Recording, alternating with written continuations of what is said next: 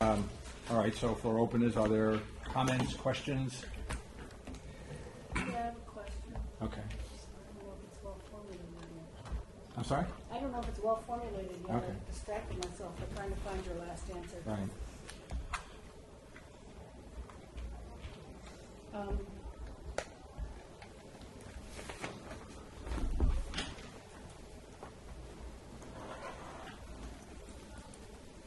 So, in this part, in this chapter somewhere, one of the things that happens is the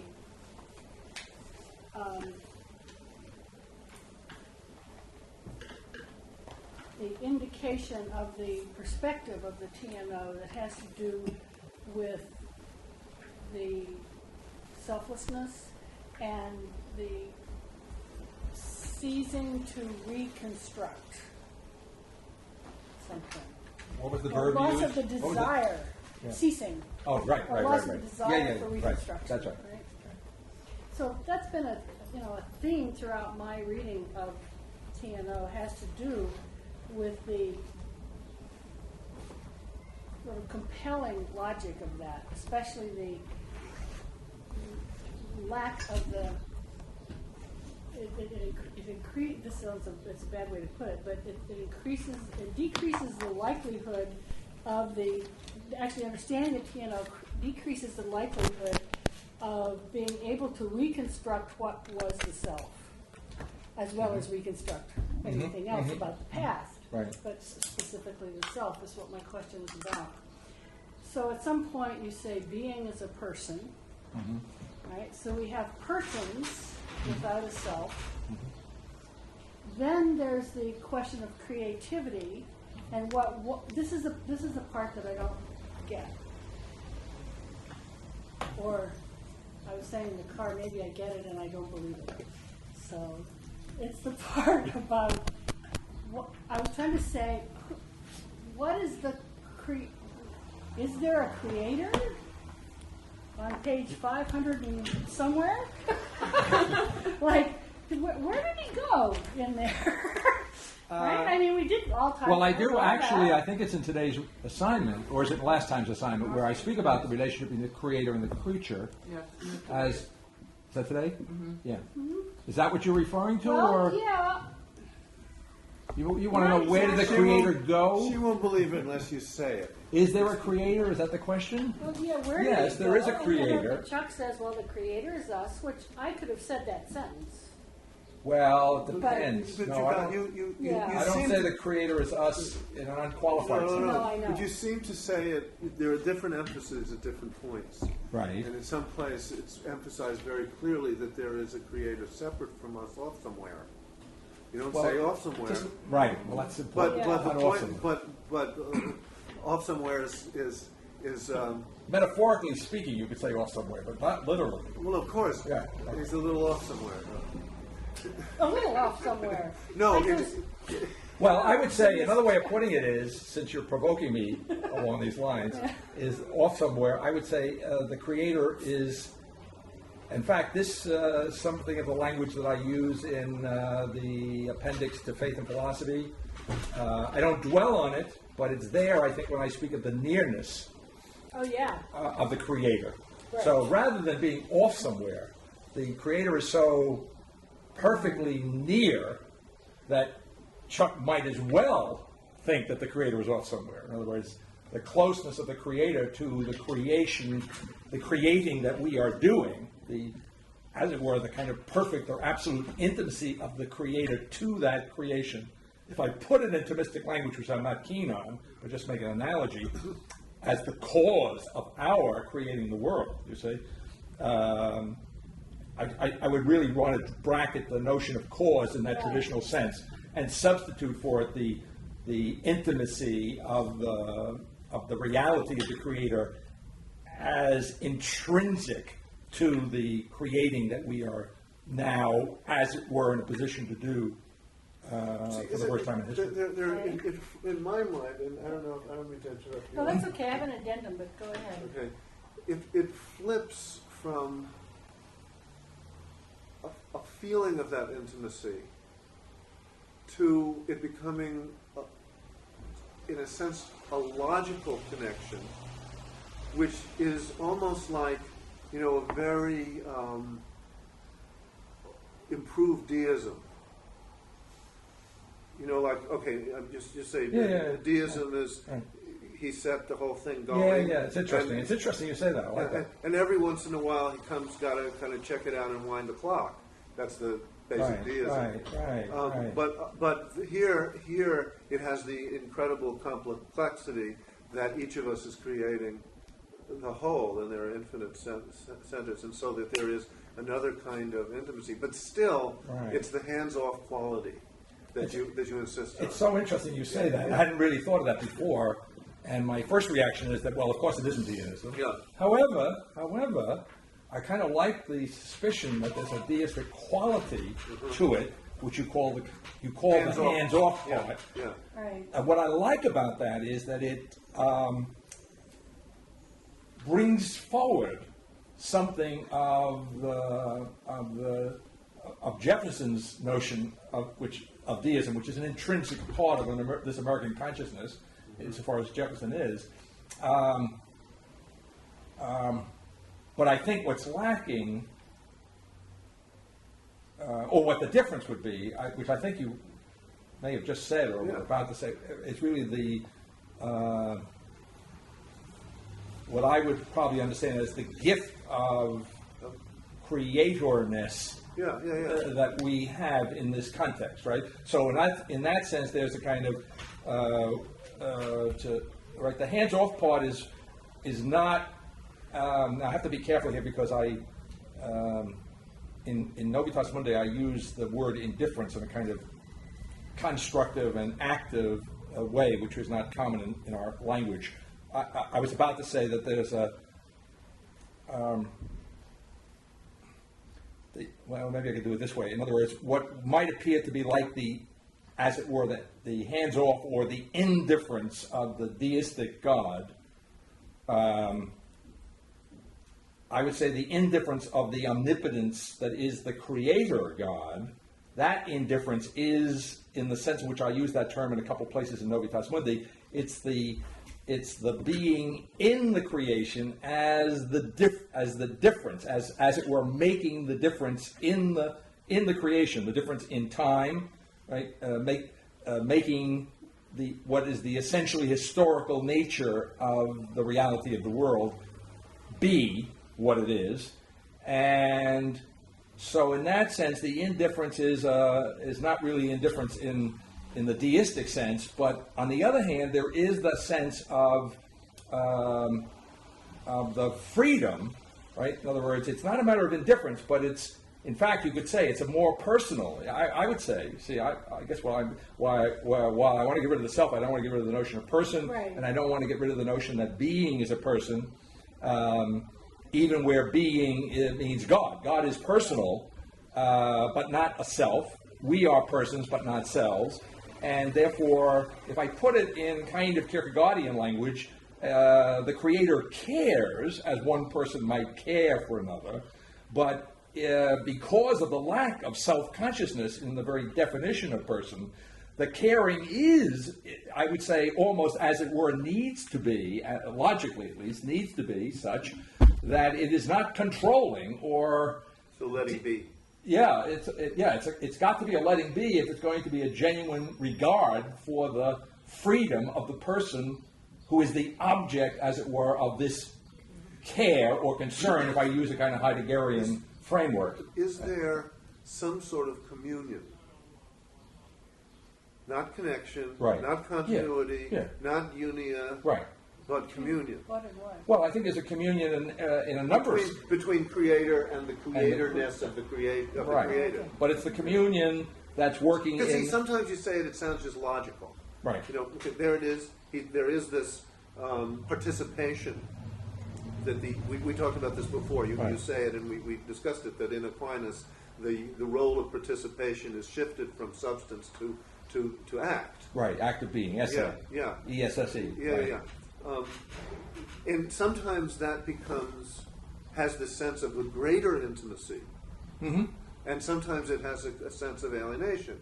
it flashes. Okay, I see. Yeah. Okay, but that greater intimacy is precisely, if I put it in the context of Thomas, which is the background of what we're doing here, not the whole background, but a critical step in that background, is that I think the way we put it was that in Thomas it becomes clear, I think it's potentially so in Augustine, but I don't think explicitly, it's Thomas who really focuses, in effect, he doesn't make a big deal out of it because in a way he's able to take it for granted, but when he understands the relationship between the creator and the creation, he's the one really, I think, who effectively introduces this notion of totality as such, right? Or putting it another way, he in effect turns the wholeness of things, which goes back to the Greeks, into a notion of totality, which has a very specific meaning because the omnipotence of the creator is such, as we discussed technically, that the passing over the mercy part, which is even the chief, but the secondary meaning of omnipotence, the one that's relevant to the natural world, so to speak, qua natural world, is that the omnipotent creator, the universal agent of Thomas Aquinas over against the particular agent, which is the unmoved mover of Aristotle, the universal agent is the cause of not only the form or the actuality of the world, but at once of the matter or the potentiality of the world. And in that very specific sense, the omnipotent creator creates the totality of the world, lock, stock, and barrel, so to speak.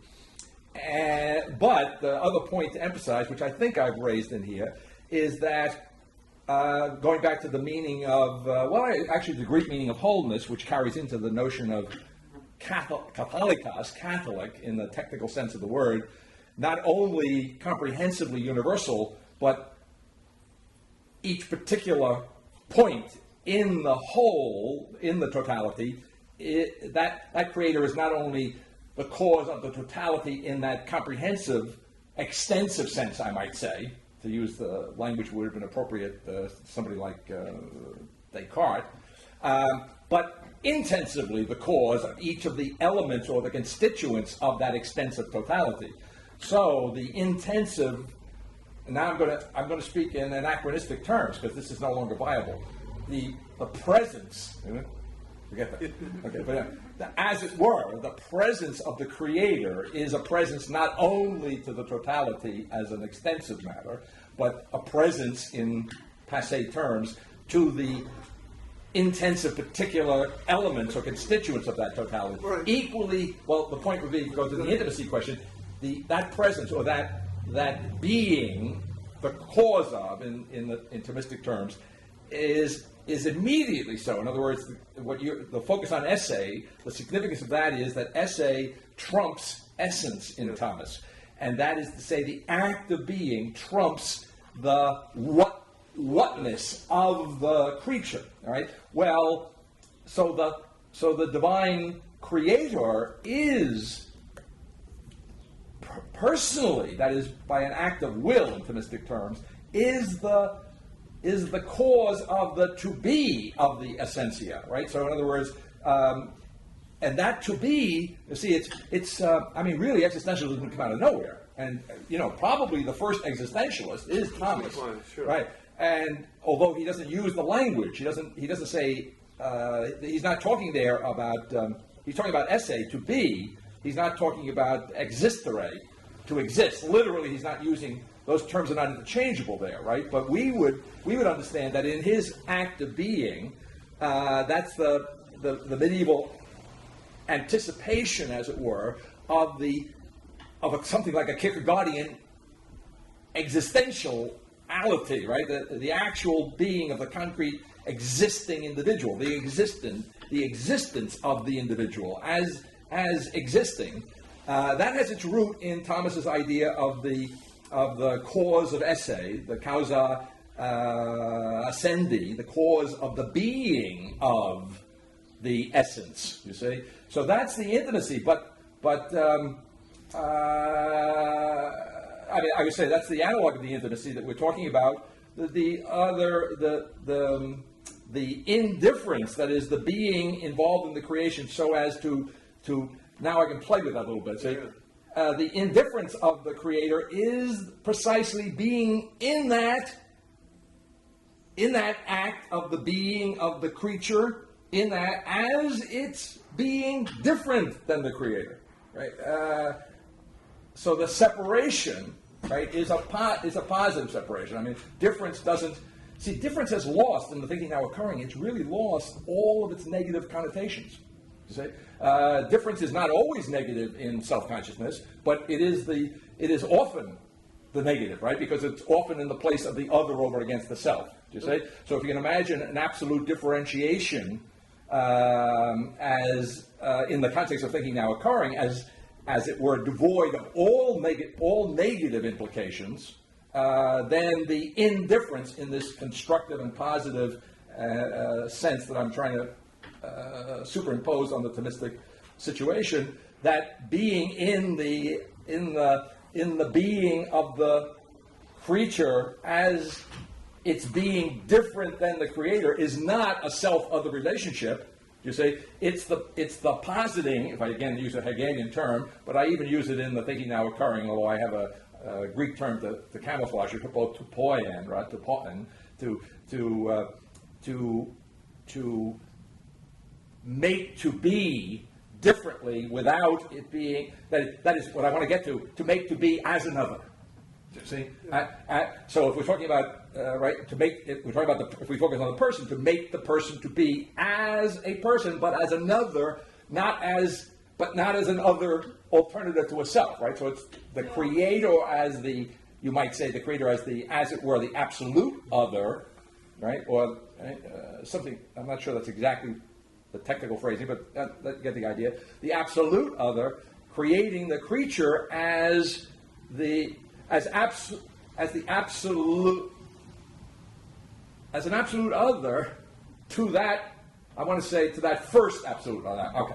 Let me. I want to just do this because this is good, and I'm not taking notes on myself. The creator is the first absolute other.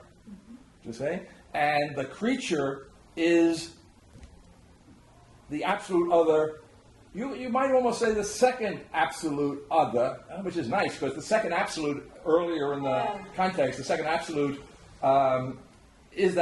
that's a notion already developed in the thinking now occurring in foundation, right? That there is a second absolute which is not simply able to be reduced to the first absolute, right? And that's the opening for the third absolute, right? Which really characterizes the new understanding of the Trinity in the terms of the thinking now occurring. So we have now three absolutes, right? Or first and second, and which are in some sense already in pragmatism are absolutes in some logical sense. Now we have a third absolute, right? Okay. So the creator as the first absolute other, the creature as the second absolute other. And then I guess, now I'm just, this is coming off the top of my head, so it's subject to revision, but it seems to me the direction of this is that the creature as the second absolute other, you might almost say that I think this is right, that the creature as second absolute other, I could rephrase that, the creature as the second absolute second, or the second absolute second. In other words, what I'm saying is I think that what the thinking now occurring would be saying here is that I cannot conceive of the creature as being this perfectly independent other to the first absolute other. I can't conceive of that apart from it being a second absolute. That is, if I put it in theological terms, just to be sure you're with me, without understanding that is a participation in what in today's text is called the artifactual body of Christ, of Jesus Christ. In other words, the creature in its perfect independence of the Creator is such indistinguishably constituent in the body of Christ. And if I take the body of Christ apart from the consideration of its elements, see, this plays off again, not deliberately, by the way. In other words, this is the history of it. See, it plays off James's notion, which I quoted some detail of us being the internal parts of God, his finite God. Okay. Well, I'm not saying that it's exactly the same thing, but I'm saying that's an important level of anticipation and pragmatism, and the level of anticipation, or the analog there, is that in the thinking now occurring, this Eucharistic, you talk about communion, you say, the notion of the Eucharistic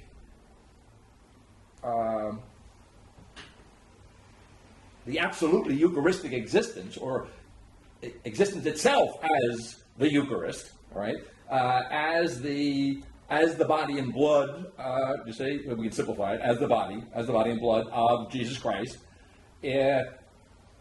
But what is that? Well, that's the created world, which is now in the position as what I'm now calling the second absolute, or the absolute second qua second.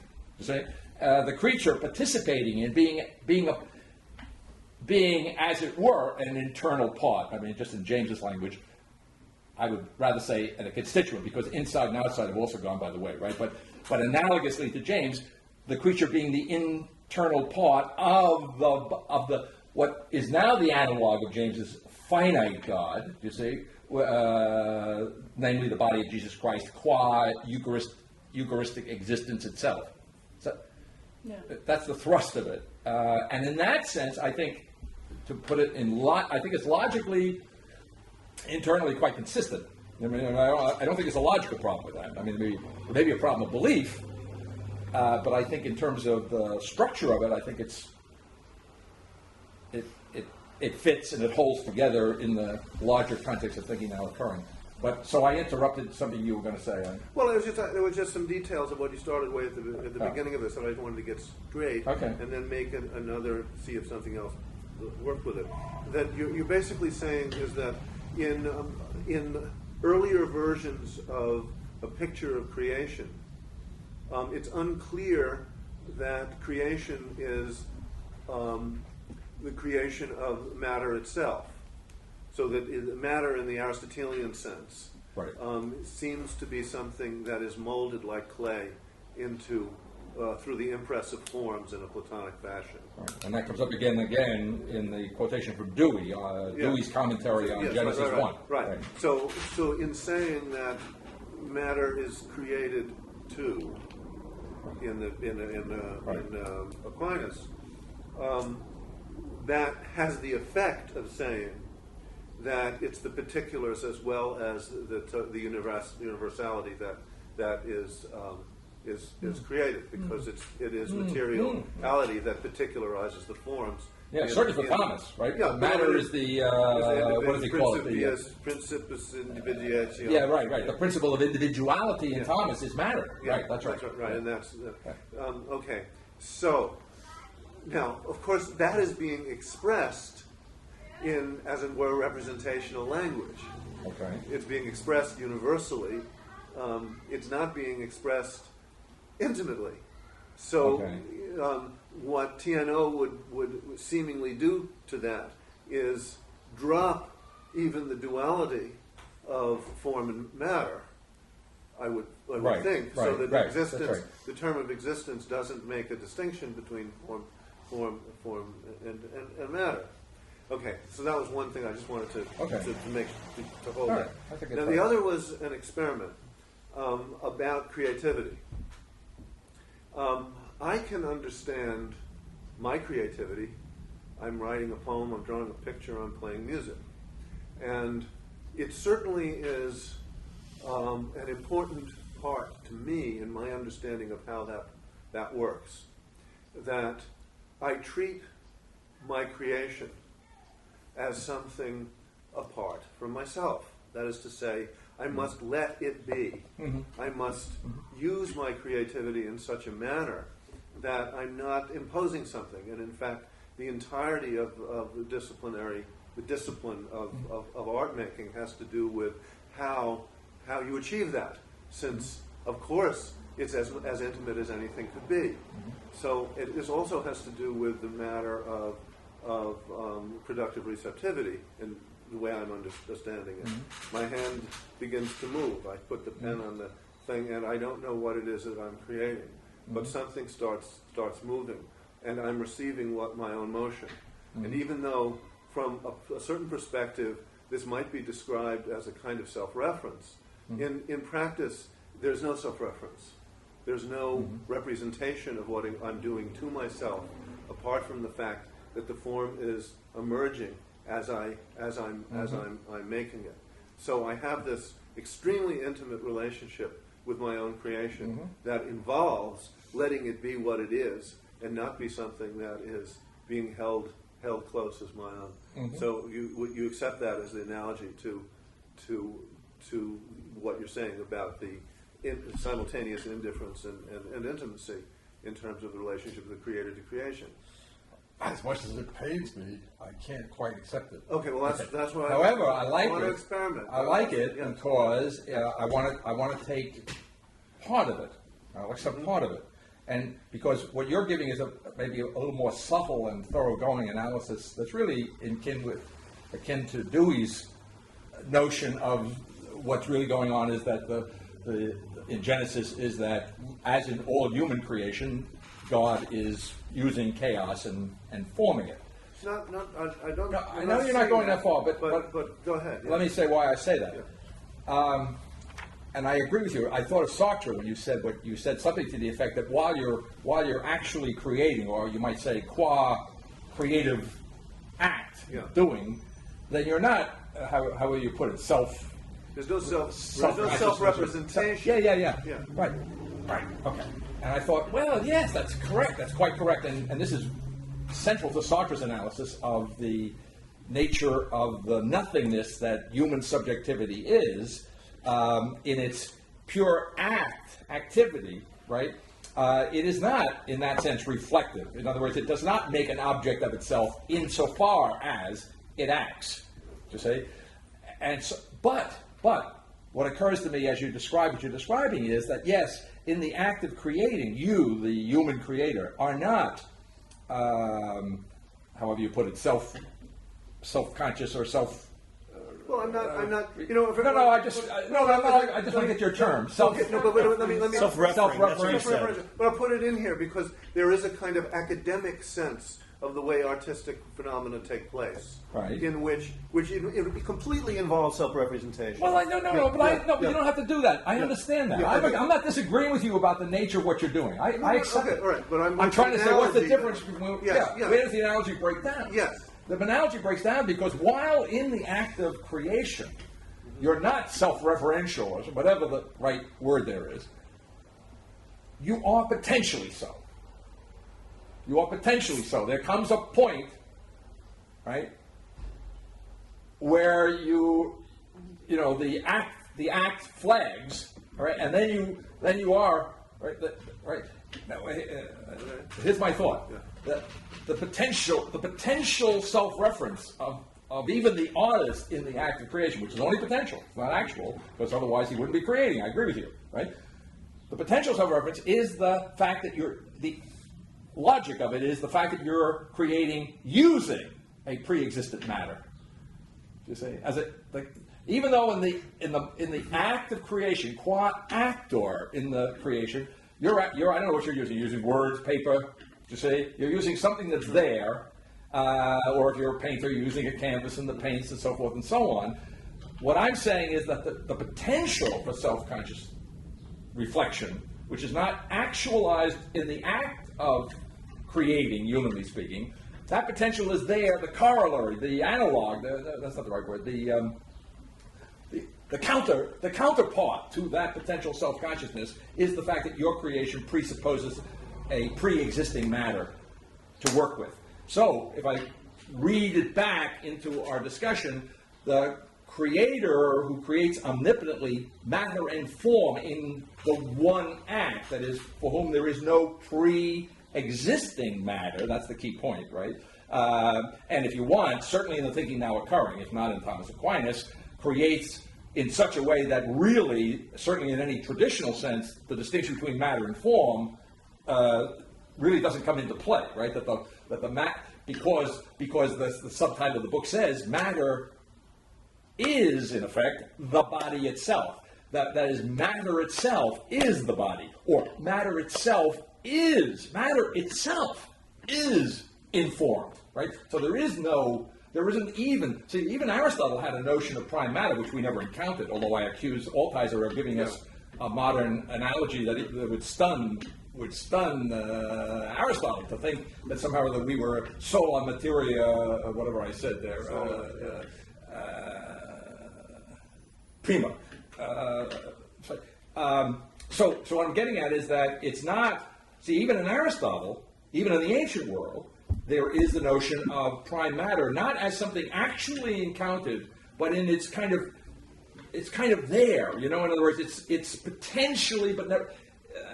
It's tough to say it, but it's there as an idea, right? There's a concept of it, even though we don't encounter it without one form or another. What the thinking now occurring is saying is that it isn't even there. There is no prime matter in the Aristotelian sense. There is no informed matter conceptually. You see, Aristotle abstracted from his experience of the world and said, if I abstract the form from the matter, which he could do, you see, for lots of good reasons, ontologically and platonically, if he were to abstract it mentally, then he can have a concept in the negative, you see, of prime matter. What I'm saying is the thinking now occurring, which is altogether beyond abstraction, you see, in that sense, there's no possibility of even conceiving of, in the context of thinking now occurring, a prime matter, experientiable, or not. Where in my analogy does that conceivability take place? Because it's striking me that it would only be as an abstraction from what I was saying that you could conceive that. Where does it occur? I start to sing. Okay. And I'm just singing. Okay. And I'm singing with an intention to release my song as itself, as I'm receiving it, as I'm producing it. Okay. So where is the potentiality for the conception of a separation of the form and the matter? That you began to sing? That you will stop, you can't sing indefinitely? Yeah, but that's also true of one's perception, no? How do you mean? Well, if our human perception is our experience, is existence, is our creative is our receptive productivity in the increasingly resurrected situation.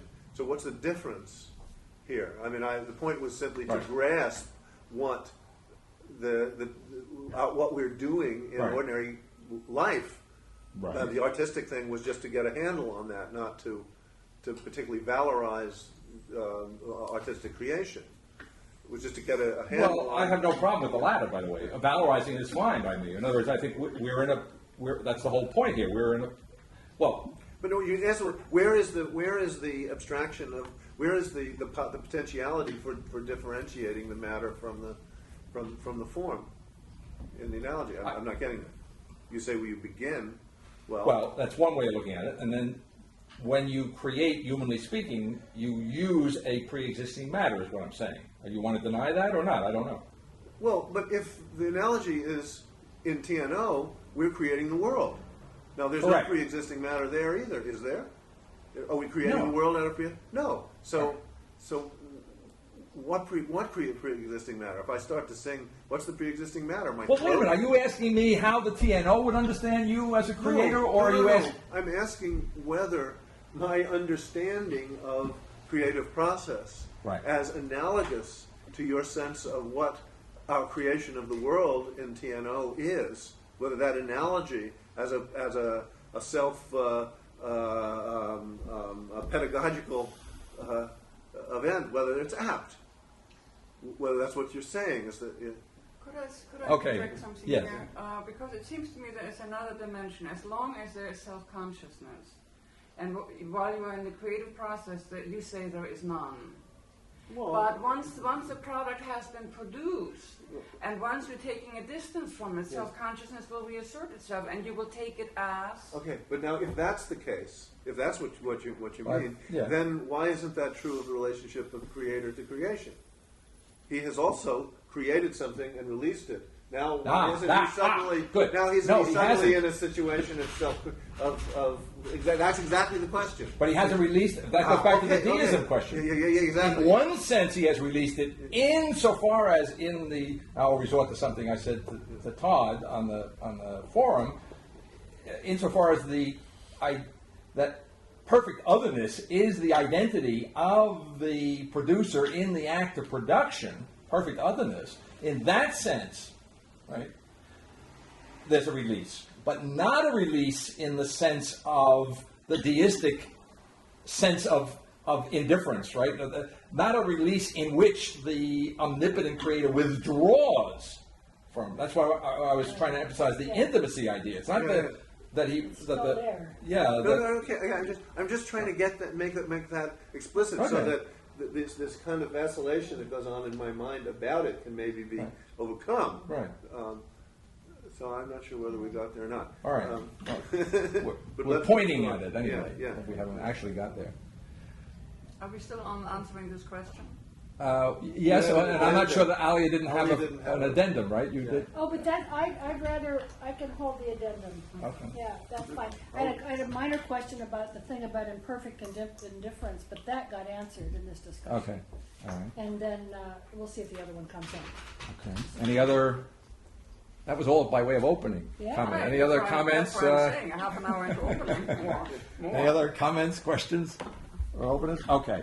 If not, for the moment, again, we're going to back up a little bit. I think we had pointed at 559 and following the species-making species idea as distinguished over on page 560 in the 8th line, at the end of the 8th line, from the self-making man, right? So not the self-making man in the 8th line on page 560, but the human species making for the first time an absolutely new humanity, absolutely creating humanity. Now, all of what we were just talking about, by the way, underlies and is packed into that notion of creating an absolutely new humanity. The emergent fourthness is categorically selfless creation. The new necessity is the absolutely artifactual body, which gets a little further developed, I think, in today's assignment, or at least begins to. The absolute context is an absolutely unconditioned individuality, which also anticipates something that comes up in today's, when we get to Dewey, in today's text.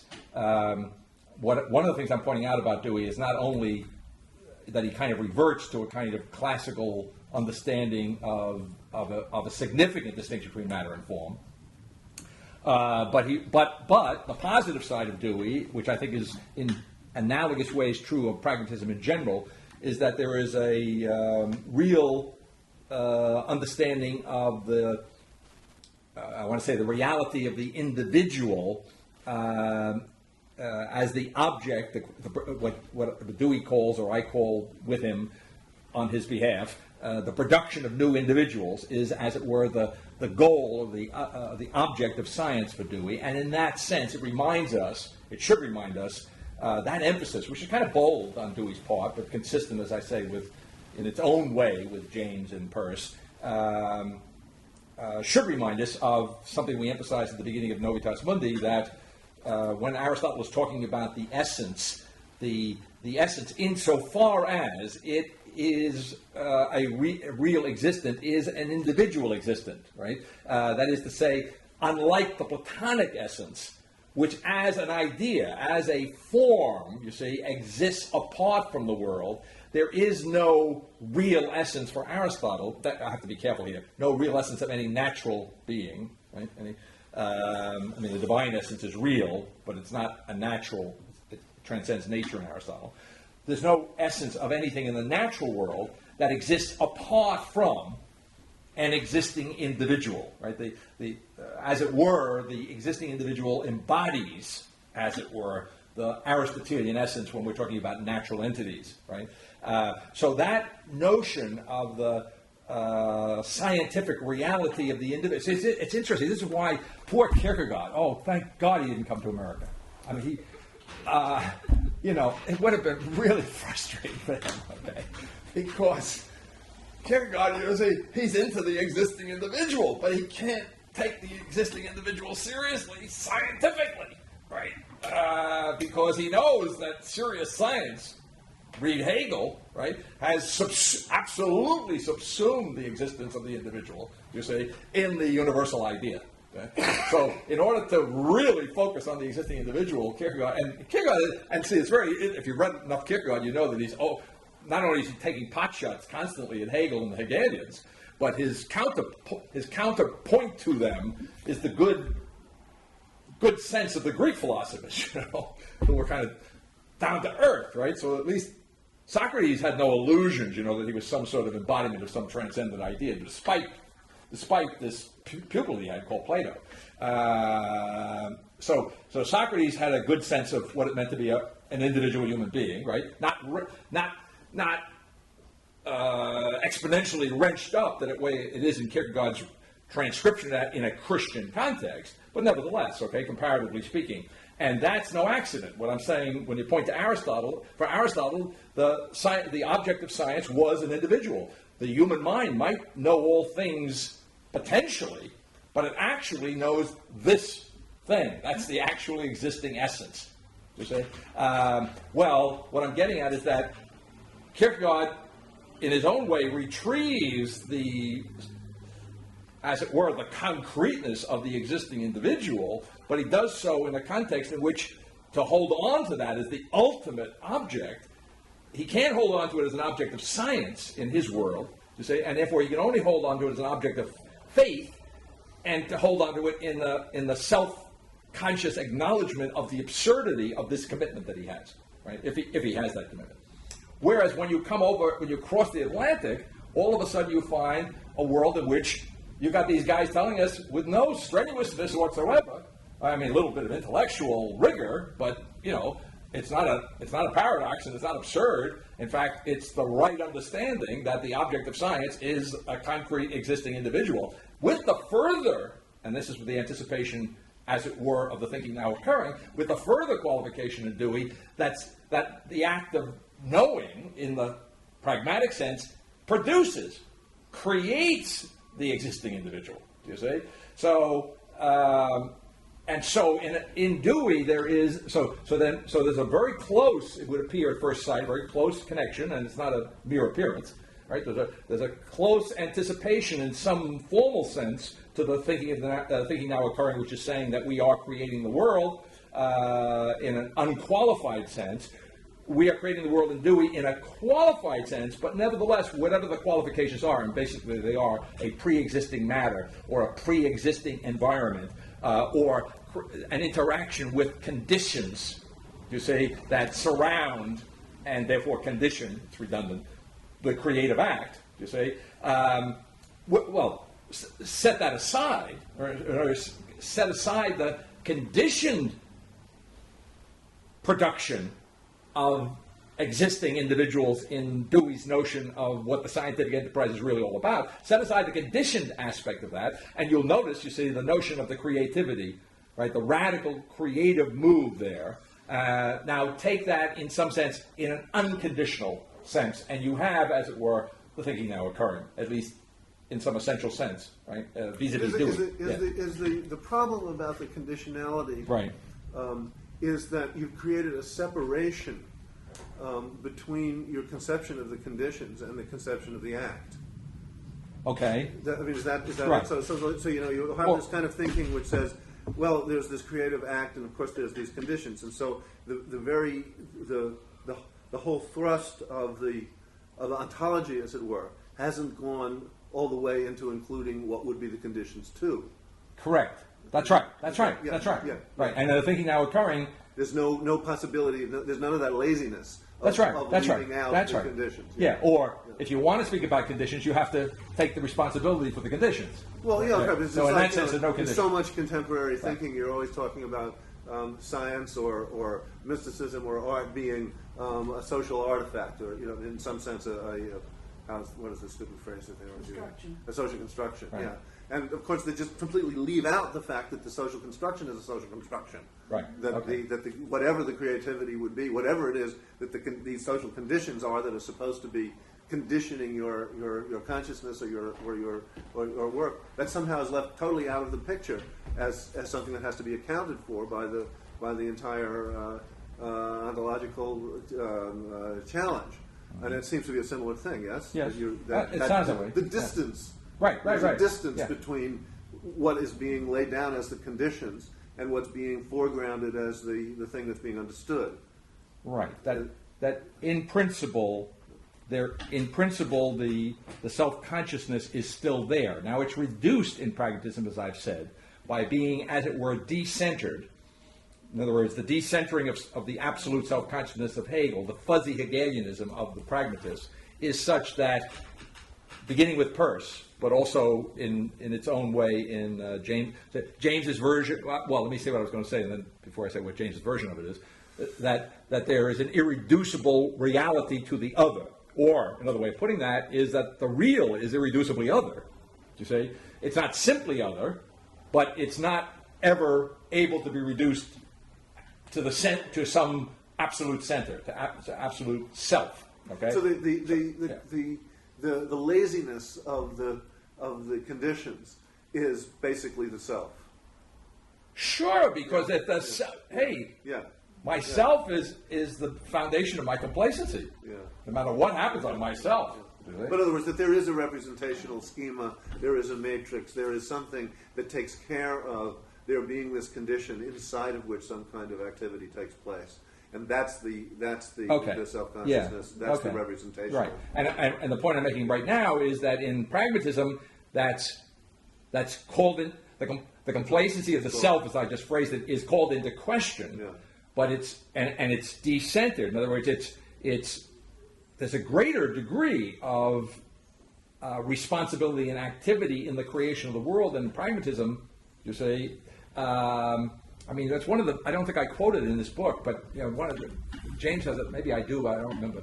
James has a great little essay on. I think he calls it the moral equivalent of war, and it's the thought. Now, I'm not going to do justice to James. He's a very subtle thinker, but the rough idea is that use our language here, that what's really going on is a kind of creation of the world, not in the TNO sense, but in the pragmatic sense. There is a creation of the world going on in which our participation, this is James's key idea, really makes a difference. See? Now, it doesn't make an absolute difference, but it makes a real difference. See, that's the thing. In other words, what James, in fact, I think in today's assignment somewhere, I quote the passage in which he talks really about the fact that there's no one center, you see? So that his multi-universe, his pluralism, you say, is a breaking up of the notion of the one-centeredness, which I'm saying is still operating in Hartley's philosophical theology, and a multiplication of centers. There's no one center. The positive meaning of that is that there are many different centers. They're not all connected at one and the same time to one another, and so there is this kind of partial connectedness, this imperfect connectedness. But the flip side of that is that each individual, in the Jamesian sense, you say, is one of those many centers, and insofar as each individual is a real center, analogously, you see, to what the absolute center would be, it really makes a difference in the creation of the world, right? And therefore, the moral equivalent of war would be the notion that, well, what we really need here is not so much a shoot-up match, but the moral courage, you see, to take responsibility and to do one's best in the construction or the creation of the world. And the reason why you need courage, a moral courage to do this, would be, unlike the Hegelian situation, you have no guarantee of the successful outcome, you see, because we don't have a block universe. We don't have an eternally pre-actualized universe in pragmatism. On the other hand, we have one that is there in the long run. James's focus would be, the particularist, you see, James's focus on the Peircean long run is that, well, yeah, it's there in the long run if you and I, instead of, not getting out of bed in the morning because we're in despair, we get out and do what we can, you see, to realize the ideal. That's James's basic, very down-to-earth, very pragmatic moral thrust, right? Okay, so the point being, the larger point being that there is a multiplicity of centers, a responsibility, a creation of the world going on that is not guaranteed in advance. Okay, and yet I guess what I would want to say is that in Peirce, definitely the tendency is toward the realization of the ideal reality of the world. There's that tendency there. And And in James, who is not a metaphysician in the Peircean sense, or an ontologist in the Peircean sense, right, whose training as a psychologist doesn't allow him to get beyond the moral dimension, you see. What do I want to say there? Well, I won't interrupt myself. That moral dimension of the psychologically trained, particularist, pragmatist James, who doesn't have any real concern beyond percepts, the perceptual world. He's not really into the conceptual world in the sense in which Peirce is.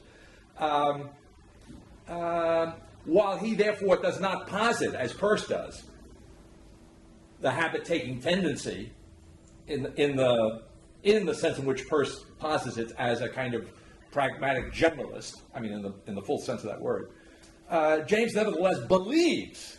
You say, in other words, his particular substitute for the self-assuredness of Peirce, cosmologically, is what? Is the belief that things are going in the right direction, right? So he's not really positing the habit-taking tendency as a cosmological fait accompli, right? The tendency is a fait accompli, right? No, but it behooves us to believe that, because otherwise, it always reminds me a little bit of Pascal's wager. Pascal's wager is, if you live the life of a disbeliever and a hedonist and so forth and so on, and you're wrong, you go to hell. I mean, for all eternity, right? And what do you got? 70 years of lots of fun, On the other hand, if it turns out that there is a heaven and an eternal reward for towing the line, and you kind of,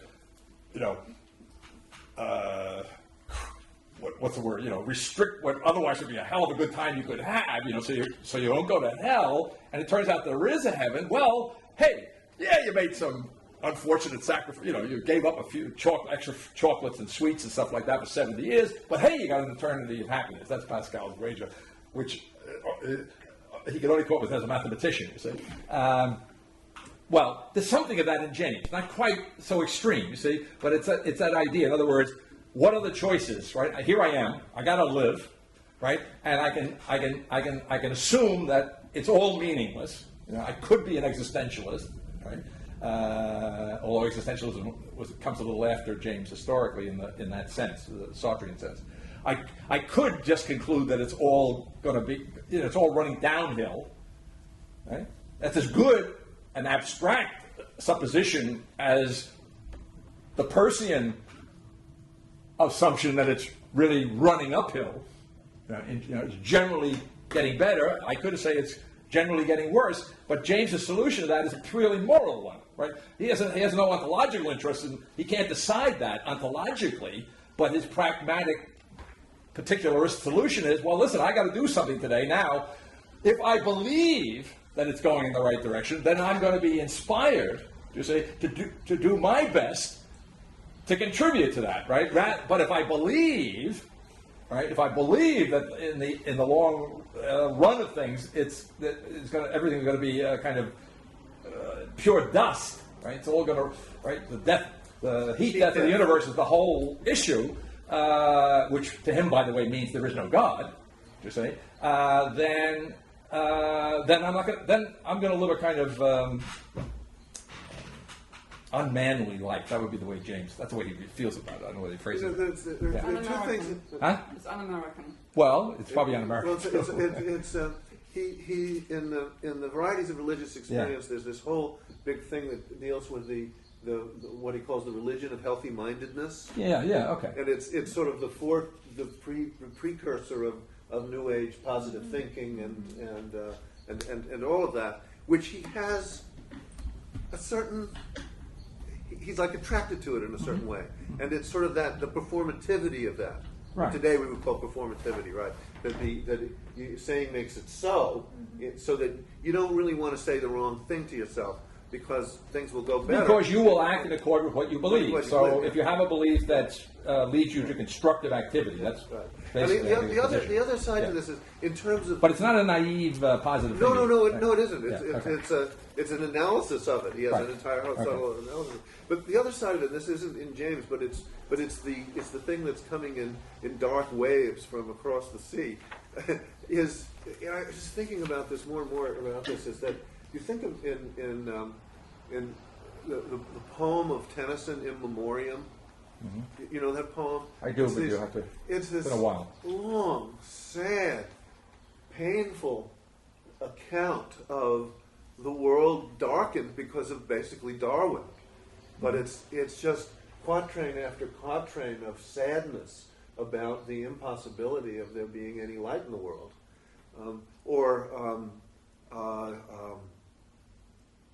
Jude the Obscure, or the Return of the Native, the Hardy books, which are written under this enormous weight of the Darwinian, plus, what's the name of that the guy who talks about heat death as a whole, that creates this enormous mood throughout Europe, really. Boscovitz? It could be, I don't know. It's like that. There's basically the extension of the second law of thermodynamics, of entropy, that the universe is running down, and there is no God that's going to sit and wind the clock in the kind of deist sense at all. It is running down, and therefore everything has this darkening tendency.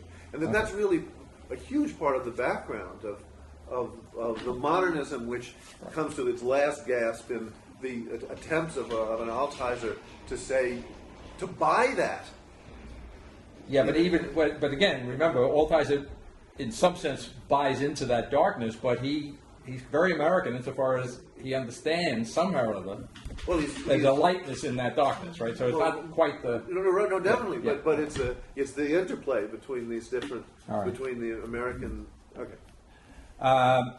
We just got to move on. On page 563, I just want to, in passing, I don't think I want to dwell on it for our purposes, but that little equation which I put there on top of 563, where what I'm saying is that the return equals the square of V is really venture or investment, you might say, divided by capital. That's a logical transcription of the parable of the talents, which appears in the New Testament in a couple of different places, right? Say a few things about it. I don't remember it. Could you just highlight? Oh, the parable. Yeah. Well, there are two versions. The one I probably the master of the house goes away, and before he leaves, he calls in 3 servants. He gives one 10 talents, the other one, second one 5 talents, and the third one 1 talent. And then he goes on his trip. And I don't think he tells them, he just gives them the talents. I don't recall. Talent being a kind of money, being like a coin. Right. And when he comes back, he calls the servants in to, say, well, now what have you done in my absence? And the first guy says, well, sire, you gave me 10 talents, and I invested it, and now I've made another 10. I've made 10 talents, and here you are. Right? And the second guy comes in, you gave me 5, and I invested it, and I got 5 back. There you are. And the third guy comes in and he says, well, you gave me 1 talent, and I was, I know you're a really tough guy, and I was really afraid I might lose it, so I buried it, right? Now here it is. And the master gets really teed off, right? So in the parable, which I think is true in the other case, the numbers are different, but I think it's the same principle. They invest everything given to them by the master, the 2 first guys do, and they get 100% return.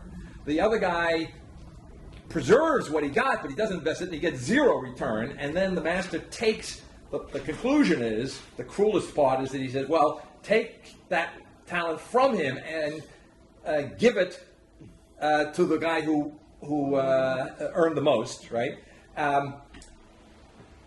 And he's thrown out into the darkness, right? So, in other words, and the comment is, to him has little, even the little that he has should be taken away. To him who hath shall be given, to him who hath not, it shall be taken away, even that which he has. Okay, different translations, but that's the idea. So, this is a transcription of that into logical terms, but what the transcription shows, in the context of thinking now occurring, is that if you would actually plug some numbers in there, you would see that as far as 100% investment goes and no investment, it works just like the parable.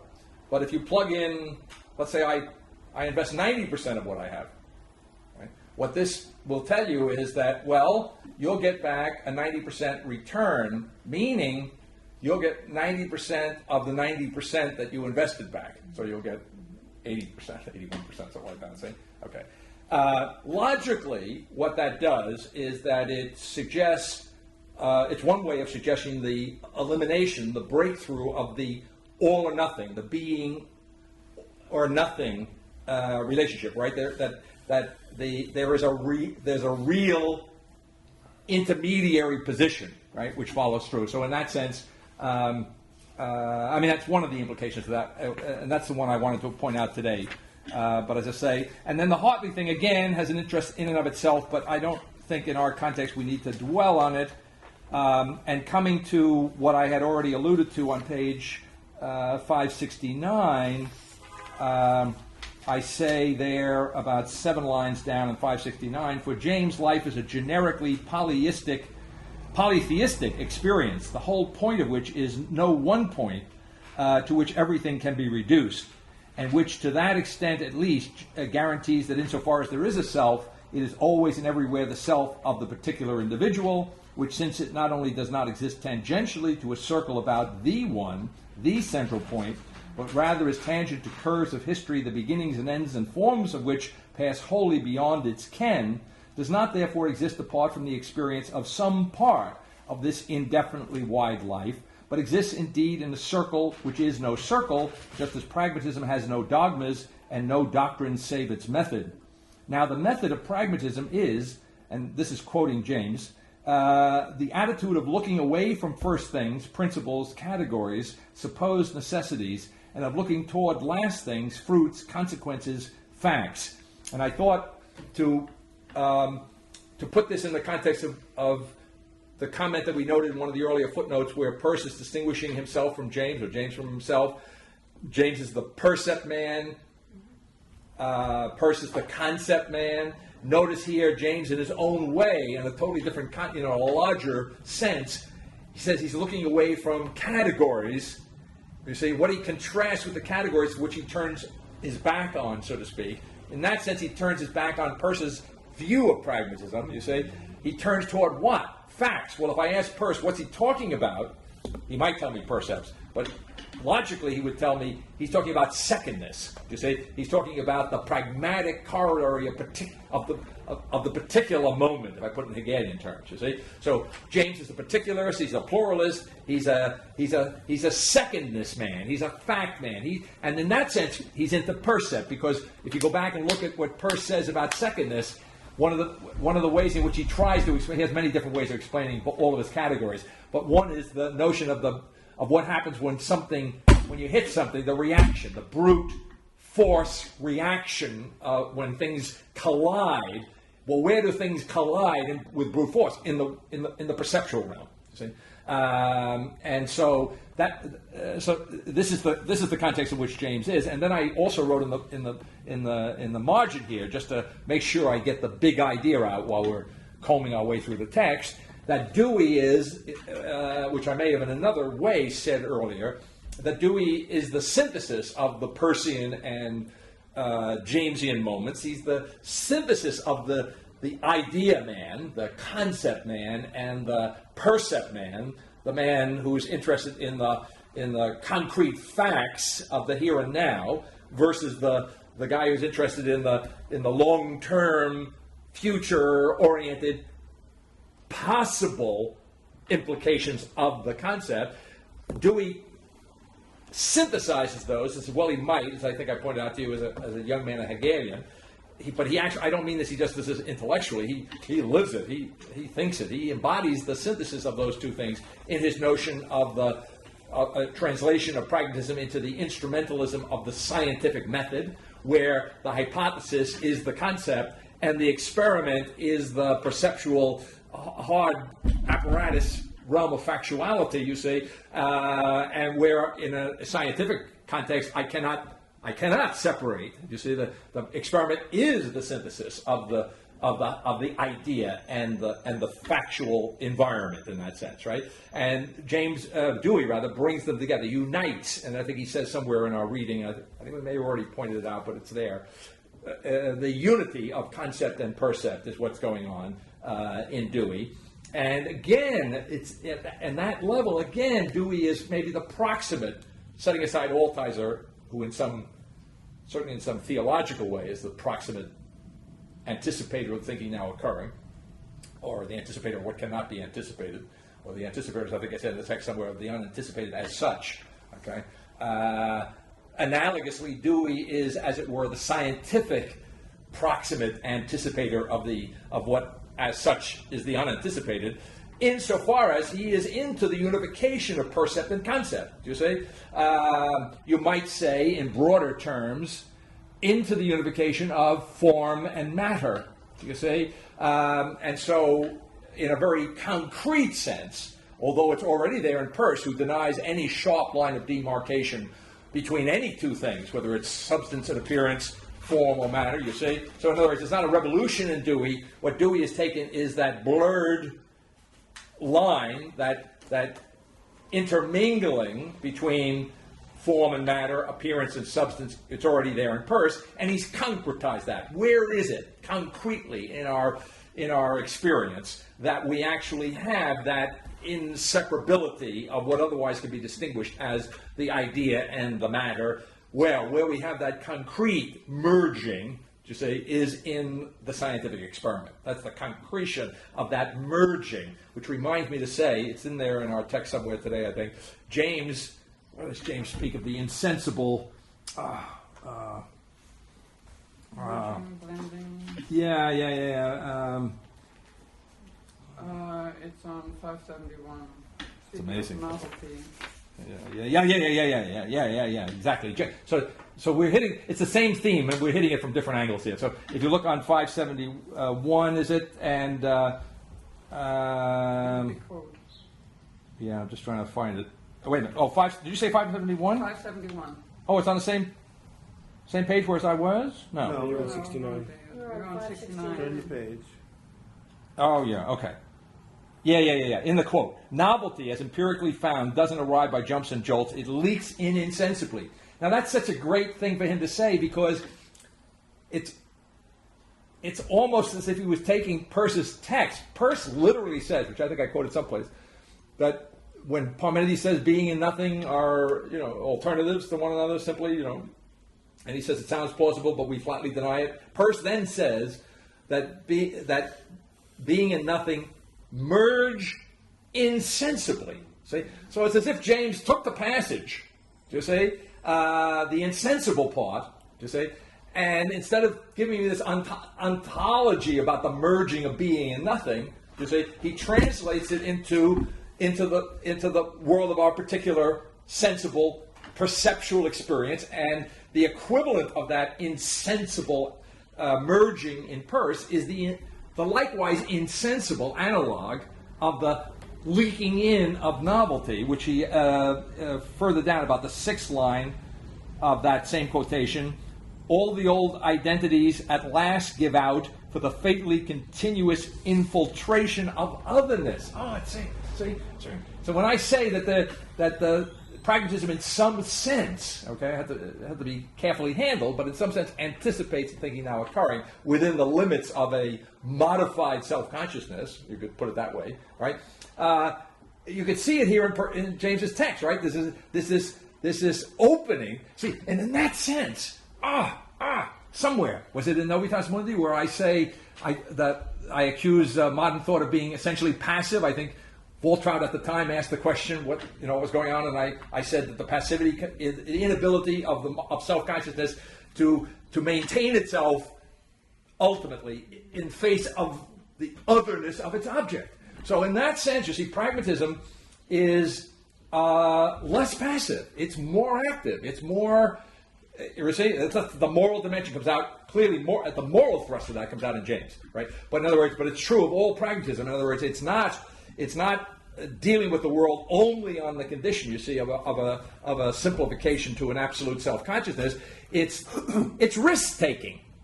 But I mean, it's kind of what I want to say, ontological, metaphysical, conceptual risk-taking. That is, understanding that there's a risk in the creation of the world. Do you see? Now, depending on which thinking you're talking about, it makes sense to take the risk.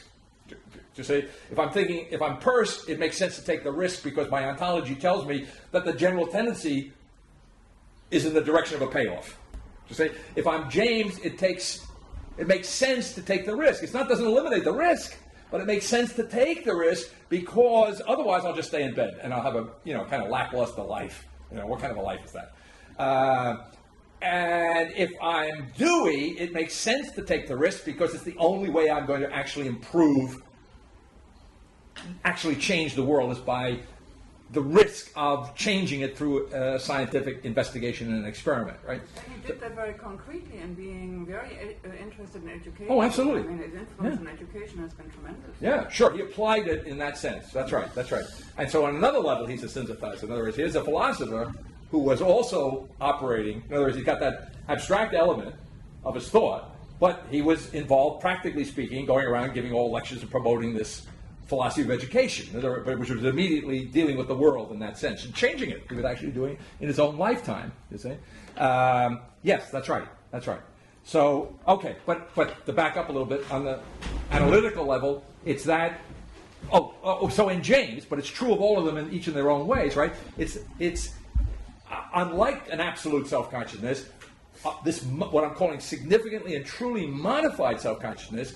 One way of understanding the modification is this openness and regard for the otherness, you see, as real and not to be ruled out in principle. And so novelty. And therefore novelty. One of my metaphors, which I think I may have used months and months ago, was when the little Adam was here. I remember using it when I was talking to him about something he asked. But the notion that the difference between Peirce and Hegel, in one way of understanding, would be imagistically, if you took that whole sphere, infinite sphere, you might say, of absolute self and closeness in Hegel, it's as if you put it in the bath of time and space, and you get Peirce. You see, if you take, as it were, what is the whole totality of things in Hegel, and then make it subject to time and space, then you have the habit-taking tendency coming to the fore, but then you also have the transposition of the first two moments. Then freedom comes before necessity. You see, spontaneity trumps necessity. That's another way of saying that there's a risk. There's no guarantee ahead of time what the outcome is going to be, even though there's still the same tendency toward the realization of the ideal in American thought. Okay, so novelty, the active nature of the American pragmatic understanding or the pragmatic philosophy, its active basis as opposed to its, and that's another thing that it has, we say, in common with Aristotle, insofar. Now, of course, in Aristotle's case, it goes off the map, but we understand that in Aristotle's case, I have the identity of the knower and the known transcending reason, you say, and that for Aristotle, in a way which again is foreign to the modern sensibility, is pure activity, right? It's pure activity, and there is this identity in the act of knowledge of the actual knowing, qua actual, with what I otherwise call the existent individual, or the essence as the essence of the existent individual. All right. Okay, so many ways of getting the flavor of pragmatism. This ability to stand. I always want to say, and to withstand the otherness of its object, the otherness of the real, you see, and therefore the characteristic phrase of Dewey, I don't know how it comes out in our text, it might come out more or later, I don't think it comes out in today's reading, but Dewey's best word for this is interaction, right? So in other words, reality is the ultimate reality, better way of putting it. The ultimate reality, which is always in the process of taking shape, is a function of the interaction between, in Dewey's language, the mind and what you might call raw reality, right? It's the interactive relationship, and the metaphor that James uses in his, which I quote somewhere in one of our assignments here, is that the mind begets truth upon reality. Okay, so he uses the metaphor of insemination, but then again, it's a male-female metaphor. If I go back to Aristotle, male-female was the metaphor that Aristotle used for the relationship between form and matter. You see? So right there, speaking of in the thinking now occurring, altogether the disappearance, as it were, of the significant difference between form and matter, it's already begun to disappear in pragmatism because what? Because the truth, for James, is not to be found in the mind or in the reality, but it's the child. You see, it's the fruit of that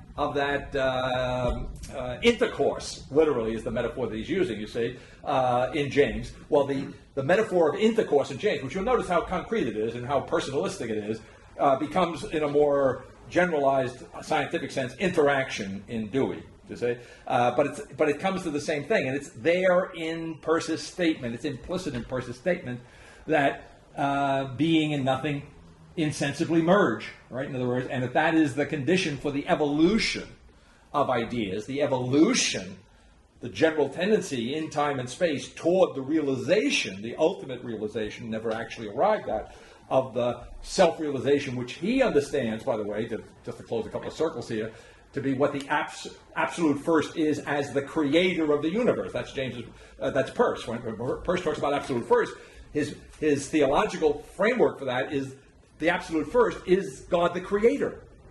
And the absolute first, God the creator, is the beginning of the tendency toward the full realization, all right, in and through time and space, of the creative act, which we arrive at, but never actually, in the absolute second, which is God fully realized in and through time and space. That's right.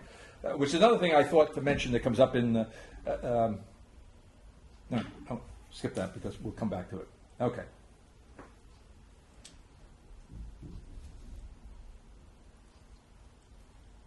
Do I have the right time here? Is that right? So, 10 to 5. yeah, okay. So I have more time than I thought? Is that possible? Yeah, okay, good. We're doing all right. Okay. All right. So, all right. So I think that's enough on that particular point. Oh, but the thing I wanted to stress, in that notion, just focusing again on that quote in 571, in the notion that the old identities, notice the key pragmatic,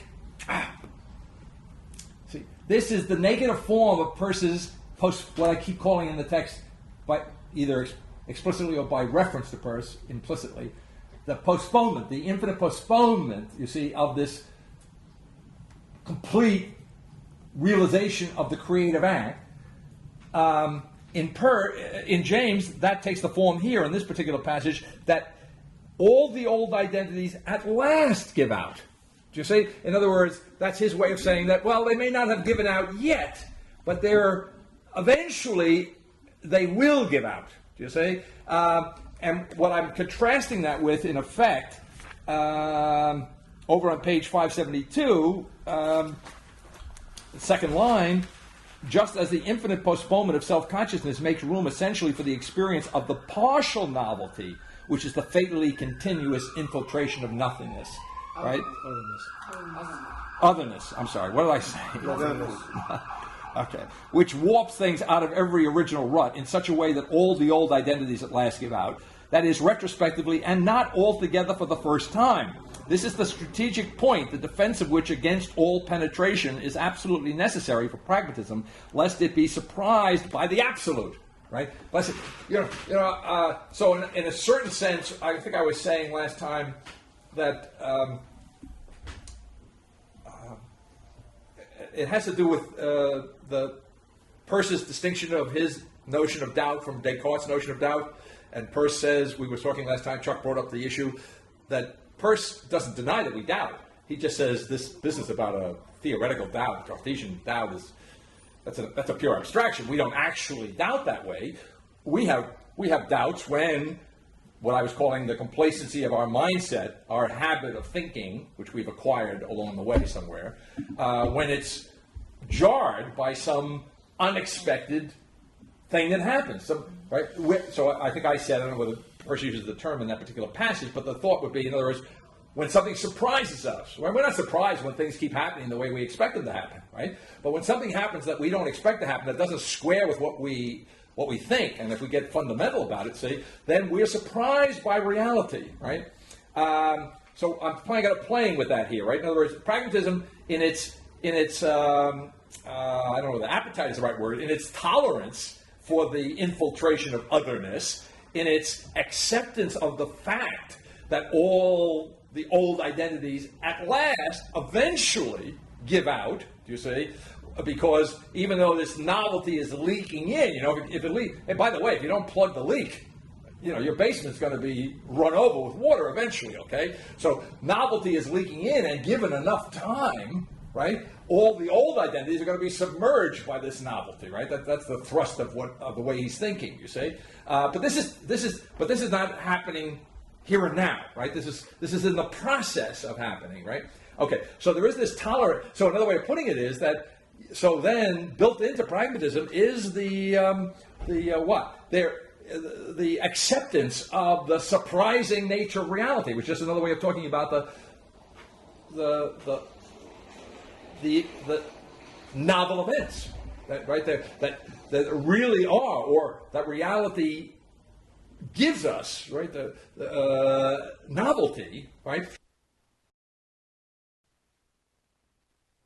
As it were, protecting itself against is the absolute surprise, right? It's protecting itself against the absolute novelty of the thinking now occurring. It's protecting itself against the fact that all of the old identities have come to an end, right? That we have, and the closest you come in the context of pragmatism to accepting that all the old identities have come to an end is the death of God theology. Do you see? In other words, the apparent contradiction to what I'm alleging here in the text is Altizer, because in Altizer it seems self-avowedly all the old identities have come to an end, except that when you read carefully the text, they have come to an end by virtue of the absolute self-negation, which empties itself out into what? Its own otherness. You see the hook, right? So it hasn't. Right? It's the darkness. Or remember the metaphor? The darkness in and as which the light is in Altizer. Analogously, the otherness in and as which the old identity is. You know what I'm saying? In other words, right, okay. So in the thinking now occurring, there is no such hanging on, even in the form of the light that is hidden in the darkness. You see, not even in the form of a self that is hidden in the otherness. Right? So the absolute otherness of the thinking now occurring is, as it were, absolute surprise. But now but it gets tricky. It's not that easy, not that simple, because absolute surprise, I'm tempted to say this is wrong. Okay, literally it's wrong, but I'm going to say it anyway, just to make the point and then take it back. I've already taken it back, right? The absolute surprise in which we, as it were, are in the business of surprising ourselves. Okay? Yeah, but the reason I have to take it back, I can't take it literally. We're not surprising ourselves. See? But in the sense that the absolute surprise is not a passive waiting, it's the full active engagement, the full responsibility, you see, for creating and making the existent individuality, which is the absolute multiplicity of an absolutely undifferentiated existence in the context of the thinking now occurring. So, as it were, that's an absolute surprise. Okay, but the absolute surprise ought not to be, at this point in the history of thought, should be no surprise. But it reminds me, as far as Chuck's analogy went to creative activity, do you see that? In fact, I don't know whether you used it. You might even have used the word. We have to play the tape back. But you suggested, if you didn't use the word, that when you're really creating, in effect, I guess you could say that if you were to step back and look at what you were doing or had done, you're going to be surprised. Otherwise, you ain't surprised that it isn't a creative act. It's like this curve that's curvature that has curvature at every point. That was Jamesian. Was one of the Jamesian. Oh yeah. The infinitesimal. Yeah. Okay. Well, that's interesting you say that, because I want to just rehearse something that I say in the middle of the book there in what I call that logical section, trinary logic section. I think I speak of the minimum as being the infinitesimal limit, or the limit to that infinitesimal, right? So his idea, James's idea, consistent with a willingness, and not only a willingness to, there is a willingness, that's important, especially for James, the moral dimension of James. There's a willingness to be surprised by reality, and to act responsibly in the face of that intrinsic nature of the relationship between the mind and reality.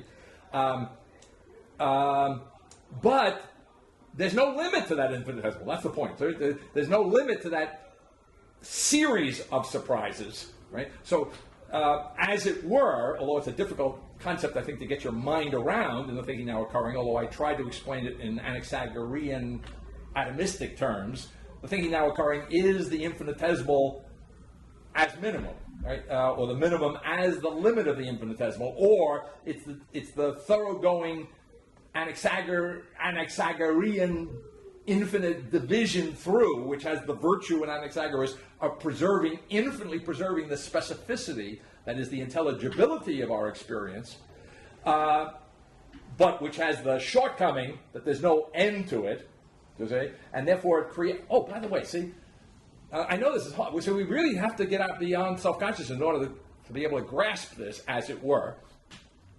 And so what's the matter with, Anaxagoras is great. He's really great. He's deep. And high, right? Infinitely so. He is.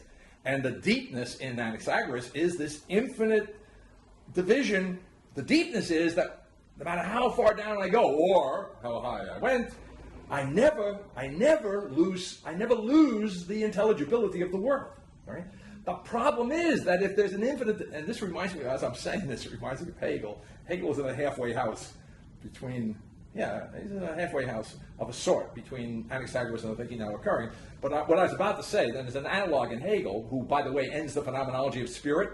Hegel's phenomenology of spirit ends with a similar metaphor, where Hegel understands the dialectical process of going from the universal to the particular moment, and then the synthesis, the synthetic, the third moment. And Hegel understands that third moment is the first moment of another go-round. All right, and so the real mathematical image, the simple mathematical image for what Hegel is saying in the phenomenology, is not that there's a simple circle, right? There isn't the infinite circle of thinking now occurring, but there is a kind of infinite circle in Hegel, and it takes the form of the spiral. All right, so yes, we go around to the place where we started, but when we get back to the place where we started, we're up on another level.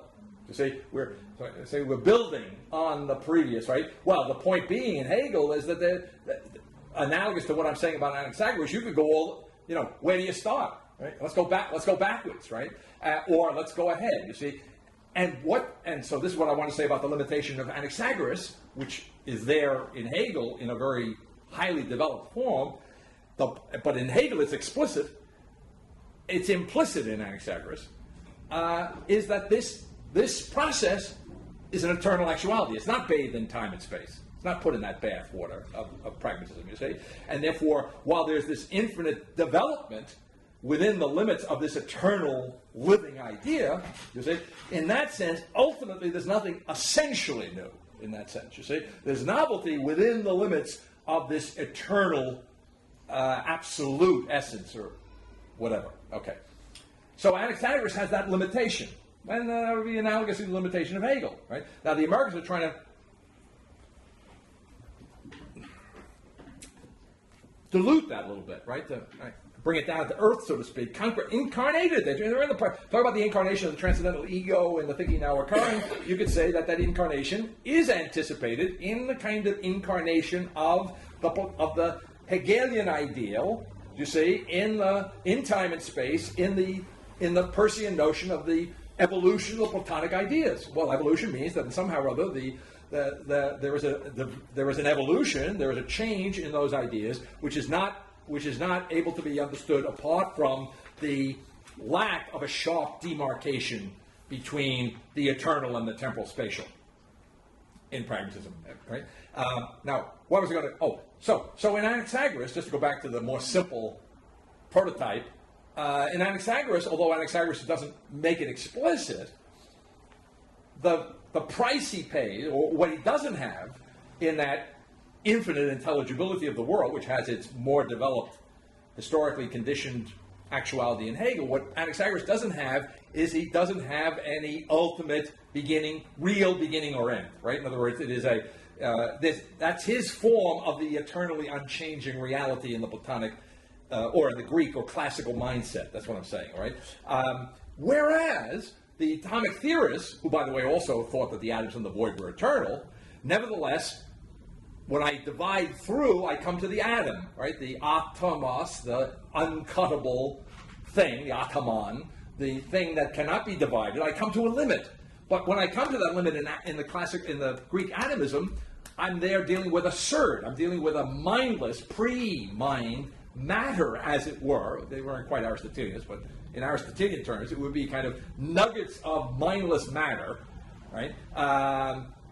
So in the thinking now occurring, what I said the last time I did this was that in the thinking now occurring, logically what we have, what reminded me of is the reference to the infinitesimal in James, to put an end to the infinite, not in the sense of putting an end to the notion that James's use of the infinitesimal as the failure, which is the failure to arrive, which is the other side of there always being something more, which is the other side, in other words, of novelty. But let's have let's have the leaking in, but let's knock the wall down.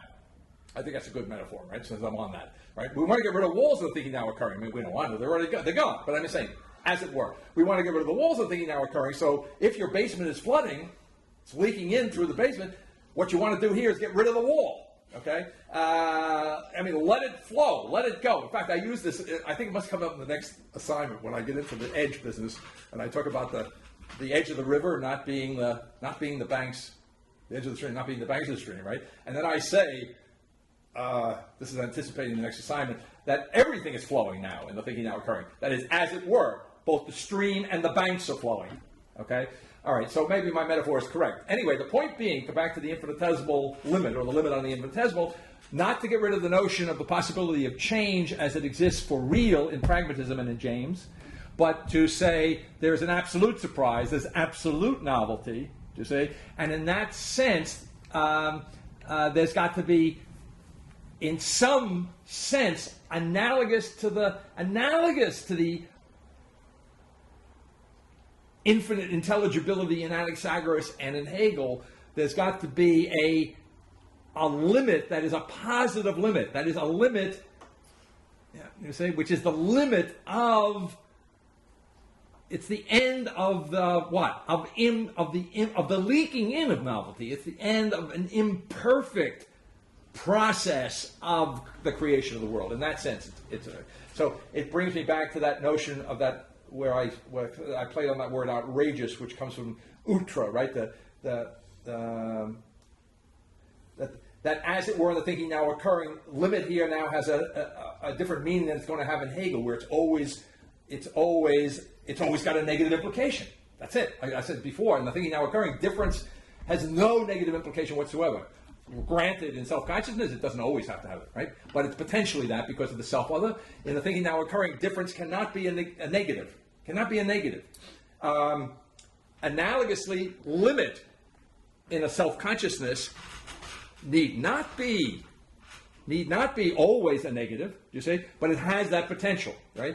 In the thinking now occurring, to speak of the minimum as the limit on the infinitesimal is not the negation of the infinitesimal, you see, but it is, as it were, that, I want to say, place in which the implications of the infinitesimal qua novelty in James are fully realized, you see, in which what otherwise would be outre, too much, right, beyond, right, that the limit itself is beyond.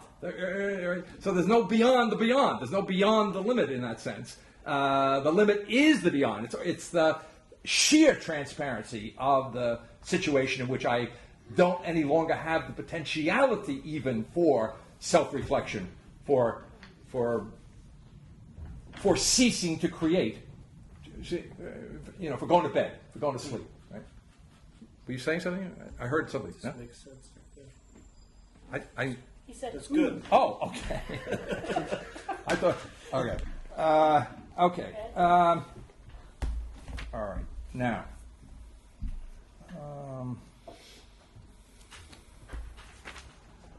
Okay, so, and so I refer in my own slightly different language in the text there to what I've just said about Altizer, or what I said some minutes back about Altizers. In other words, in Altizer we have almost the giving out of the old identities, right? But it reappears in its absence. See? In fact, he says as much. It's present in the form of its absence. You see? So, damn it! If you really don't like the primordial transcendent God, you really don't like that boogeyman up in the sky, you see? I mean, well, why bring him back in the form of his absence? Right? Okay. All right. I think of, I don't know, this comes to my mind, there must be some connection of what Hamlet says about his mother. The woman doth protest too much. Just say. I don't want to draw why I thought of that, but there's something to it like that, right? All of the energy that goes into the self-destruction, right? I think all the energy goes into the self-destruction of the primordial God is suspicious. It's too much of a protest against. It's too much of a protest of the self against itself. Something like that. Okay. Anyway, I do. Oh, but on this page, in which I say something like that in very different words, on page 573, it's probably noteworthy to spend a little time looking at the quote from Dewey there, in which this is related to what I was saying his general notion of science is, but it's another aspect of the same notion, and that is, Dewey says in the footnote on 573, in the first place, non-absolutist liberalism knows that an individual is nothing fixed, given, ready-made. Knows that social conditions may restrict, distort, and almost prevent the development of individuality. Dropping down a few lines. The connection between historic relativity and experimental method is intrinsic. Okay, so he's contrasting. If Dewey is a liberal, what he wants to say is he's not a absolute liberal or an absolutist type liberal, right? Or his notion of liberalism needs to be a relative or relativistic liberalism, you see. And so the connection between what he calls historic relativity and experimental method, the scientific method, is intrinsic. Notice he says time signifies change. See, if I were to do what James does to Peirce, and I would just take that line out of Dewey and I want to rewrite it, I would say, in the thinking now occurring for the first time, time is change itself. Time is absolutely change. It doesn't merely signify change. But you see that signification, if I put that in Peircean terms, that's what the semiotics of Peirce is really all about.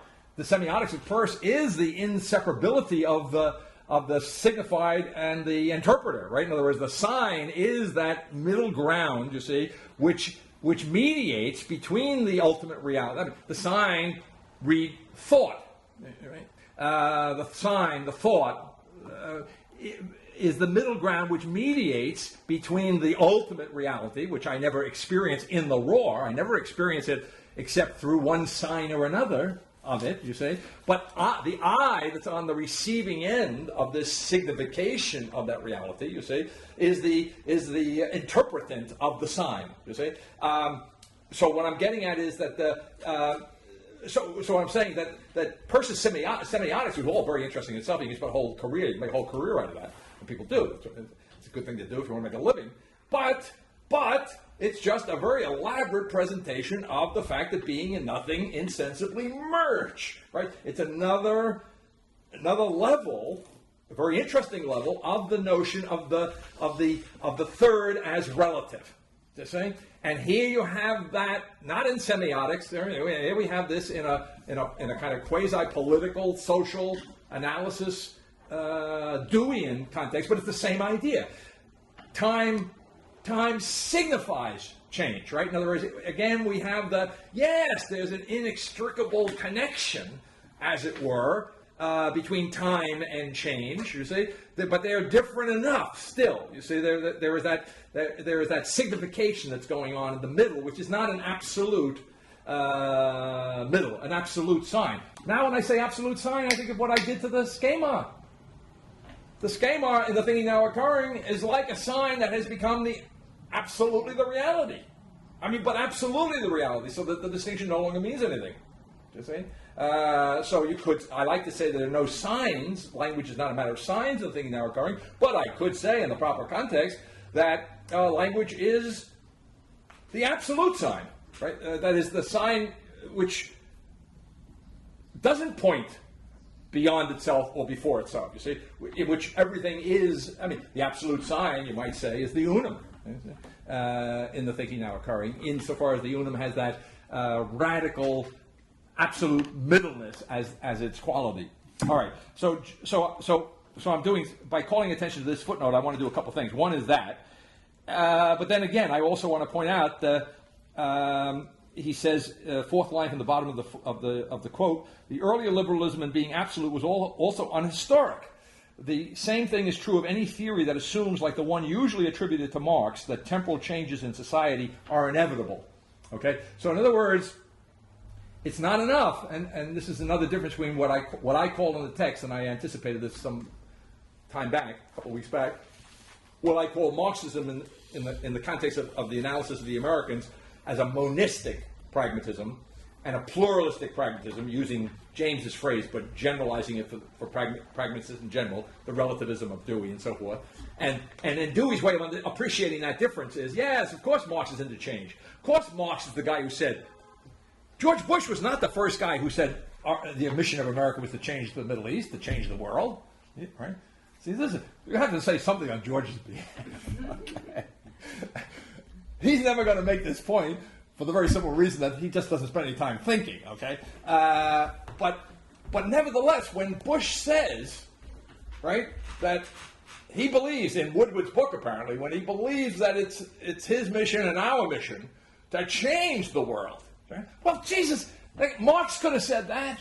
But Bush wouldn't like the association. Well, no. Oh, yeah, no. But I'm saying, so in other words, but I said a couple of weeks back in a slightly different context that there's something revolutionary about American thought. And one of the things about it is that it's bent on changing the world. Now, Dewey's understanding of the revolutionary nature of thought or consciousness in American consciousness or American thought is by the scientific method. Okay, so in other words, so he distinguishes himself from not by violence. In other words, but to change it. So Marx and Dewey, and this is so interesting because Dewey, biographically was a real contemporary of the whole, the real, the whole thing with the rise of communism and so forth. I mean, this was a hot issue, and so he's very, and that, by the way, is another reason I mentioned in a slightly different context. The reason why he doesn't dispense with the idea of God.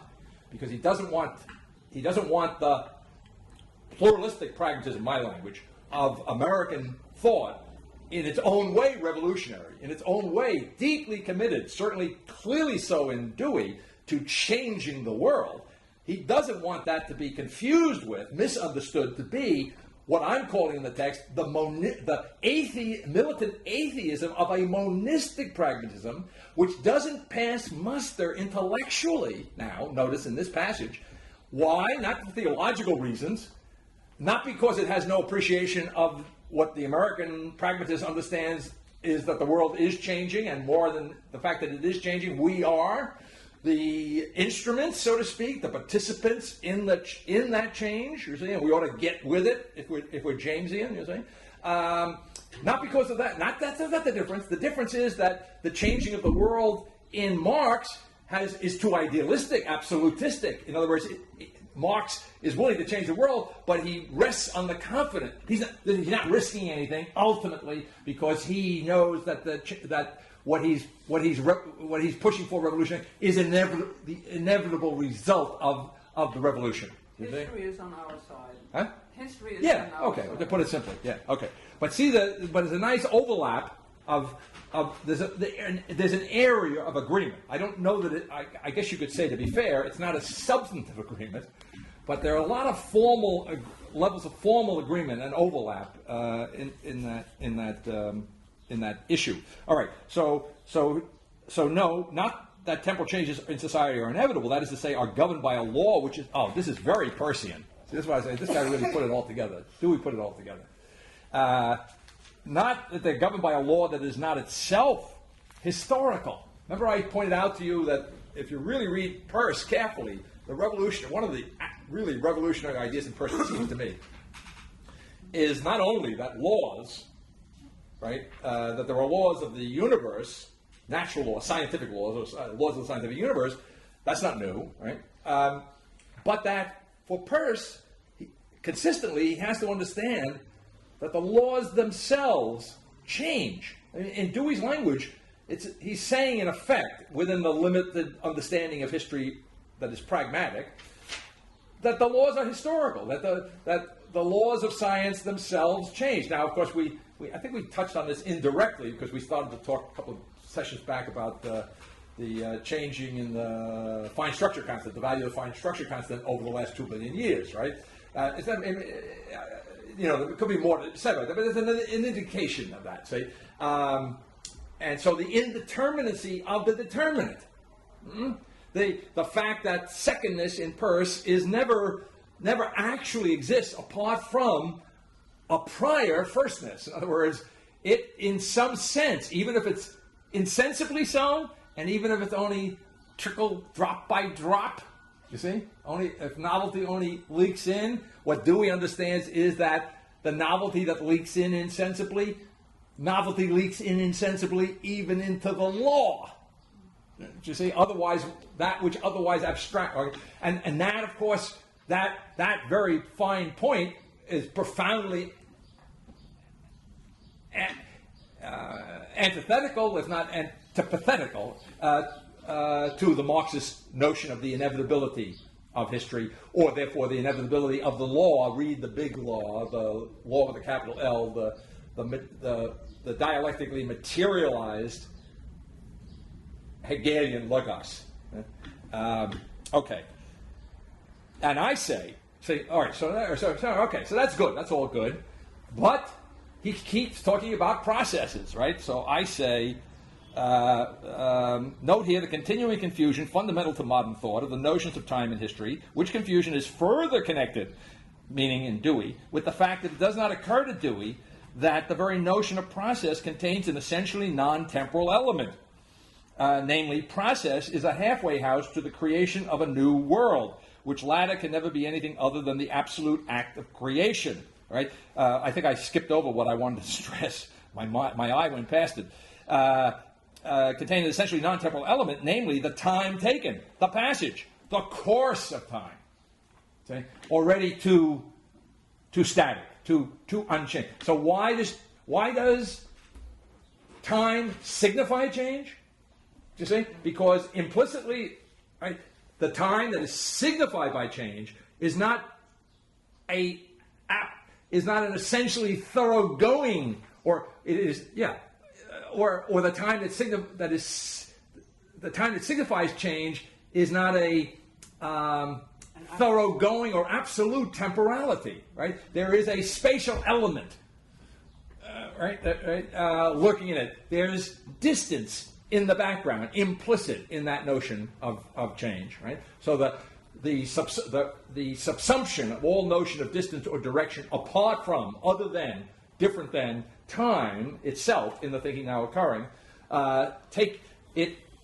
What did I say? Oh, it's the reverse of my conceit about explaining what Kant did by way of critiquing Descartes. And where I said if you had an ontological vacuum cleaner and you could imagine sucking all the time out of anything in the room, what would happen to it? It would become sheer space. But if there was no time in it, if you sucked all the temporality out of it, you would have, in a kind of material form, you would have the original Platonic ideas, only now perceptually, right? In other words, nothing could change, nothing could move, nothing could be moved. So you say nothing would decay, right? Everything we'd have that kind of classical eternity, right? Well, now you could do this with a vacuum cleaner, can't you? You could take the hose out of the sucking end and put it in the other end. Now blow all the space out of time. If you blow all the space out of time, you've got nothing left but change itself. You see? And by the way, you have nothing. Now you're no longer standing on the rug. Radical impermanence. uncompromised. Well, even impermanence Well, has a kind of a negative connotation, like it's kind of nostalgia for the past. No, I'm playing on the etymology, right? Not permanent, right? but more permanent, more impermanent than impermanent. That's right. That's the That's point. right. Is that it's not just things aren't what they are, but even internal to the things themselves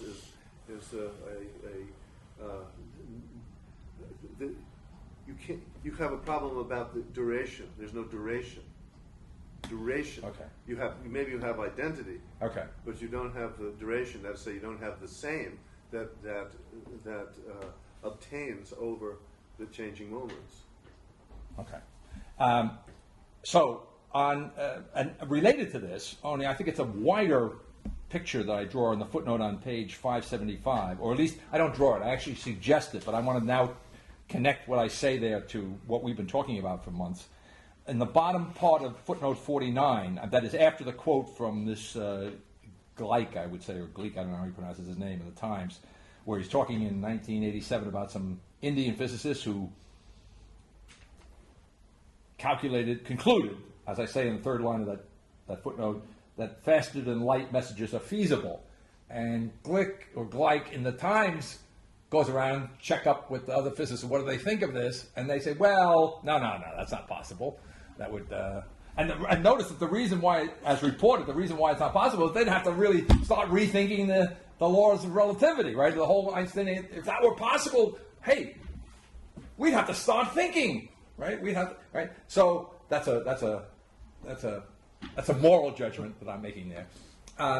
But the ontological judgment is that while they exclude messages faster than light, they don't exclude some kind of influence faster than light. Well, I mean, it has evidence of it. The Bell inequality means that there has to be something, and they can't call it a message. All right. Well, for exactly that reason. Okay. Well, that's my point. In other words, that there's already the admission, right, of something. All right. So what I was thinking is of a discussion that we've had from time to time in here about where's the framework. Yeah. You say, and to the extent to which in the physics of the modern period, the framework is, let's say, the speed of light, then there is an indication already that that framework is not the framework. Well, it's your extension as epiphenomenon. Okay. I'm not sure I follow Well, because you. if extension is epiphenomena, the sense in which there can be this kind of whatever the word would be for what happens in the association between the two events in Bell's inequality is happening behind the scenes of space. Okay. There's some other way Oh, I see what you're saying. the ontology is I got set you. up, other than through the extensional connectivity. Okay. Yeah. Okay. But, okay, well, let me see if, I think I understand how you're using the term extension as epiphenomenon. Well, it's your phrase. Yeah, but the way you were applying it. Yeah. Okay. So, so I would say that the extension is not epiphenomenal to the extent to which there's a message there, so to speak. In other words, because the denial of the message is the maintaining of that distinction Of a transmission right. across. And the fact that we can experience an influence of one sort or another, but not a message, is consistent, however, with the pragmatistic notion of the fact that there's no sharp, clear-cut demarcation, right? Or at least it's somewhat compatible with that. All right, on page 577.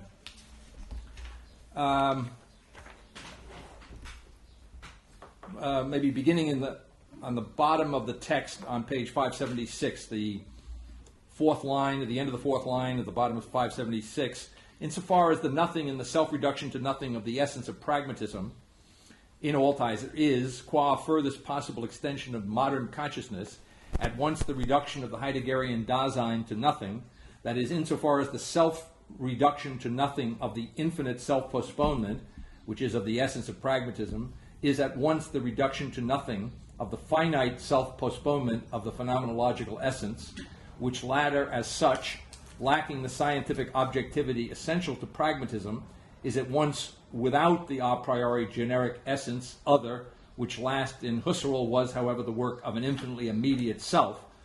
Now, there's a mouthful and a head full of stuff, right? Okay. The short and the sweet of it is that in all ties there is a reduction both of Heidegger and Husserl, then it is as well the perfect indifference to Heidegger's notion that the essential nature of existence cannot be caught and completely explicated in a proposition.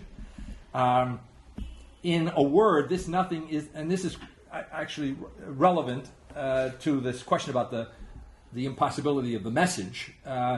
Heidegger has laid it down. I think the footnote probably indicates where I quote that earlier in the text, that the essential nature of existence is that it cannot be caught and completely explicated in a proposition. And what I'm saying is that in the darkness, in the night in which all cats are gray, which is the death of God theology, right?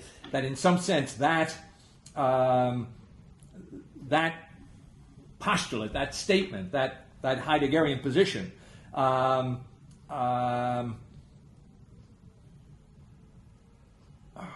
is mooted. Yeah, mooted might be a way of putting it. And then I go on. In a word, this nothing is the perfect barrier of absolute inaction. Right. So in other words, while the denial in Heidegger, see, and in that sense, it's very interesting. Heidegger is kind of deliberately pre-scientific, right? He brackets in his own way. I mean, I'm not sure he would use that term, but he, kind of generalizes the Husserlian approach to bracket not only the distinction between substance and appearance, but to bracket, you might say, consciousness. To bracket the whole world of what he calls objective presence, and to get to this primitive experience of Dasein together with or belonging to being, that whole level of attunement, right? Of what I call in the syllabus resolute attunement. But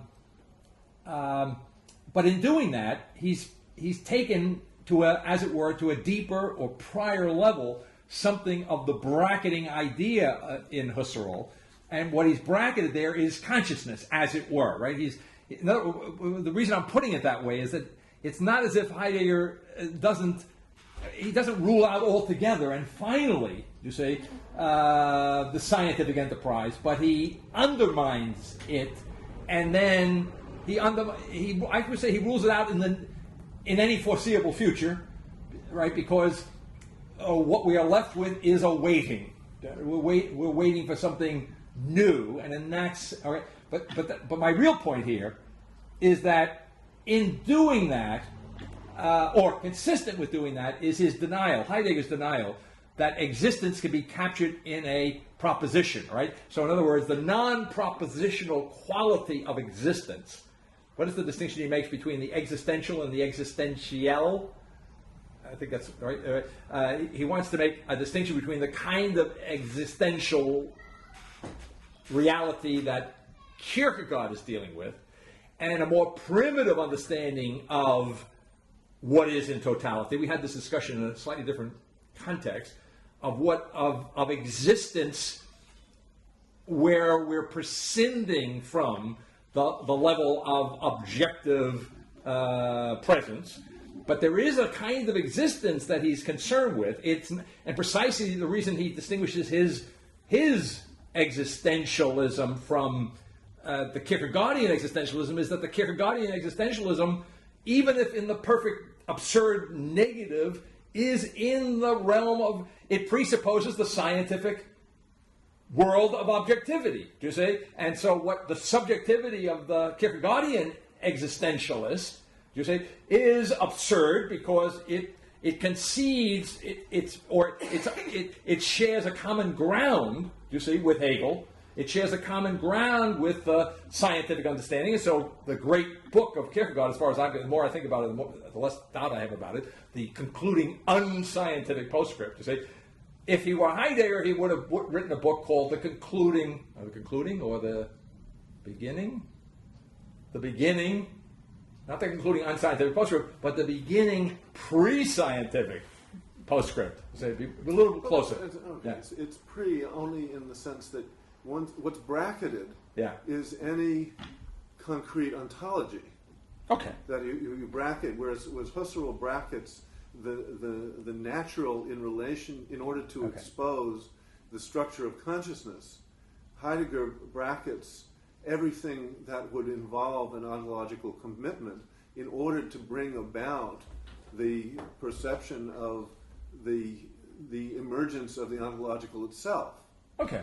All right. Okay. Yeah. Okay. I just want to make sure. Yeah. that Yeah. That's fine. That's fine. It's tough to phrase. Yeah. That's good. So the two existentials are the ordinary Dasein is concerned with existence, but at a level that's ontical. That is to say, it is already involved in an ontology. That's right. But then there's the other existential. I forget which one is which is the philosophical area that he's trying to open, which is the question of emergence of ontology itself. Okay. All right. Fair enough. Very good. Okay. So.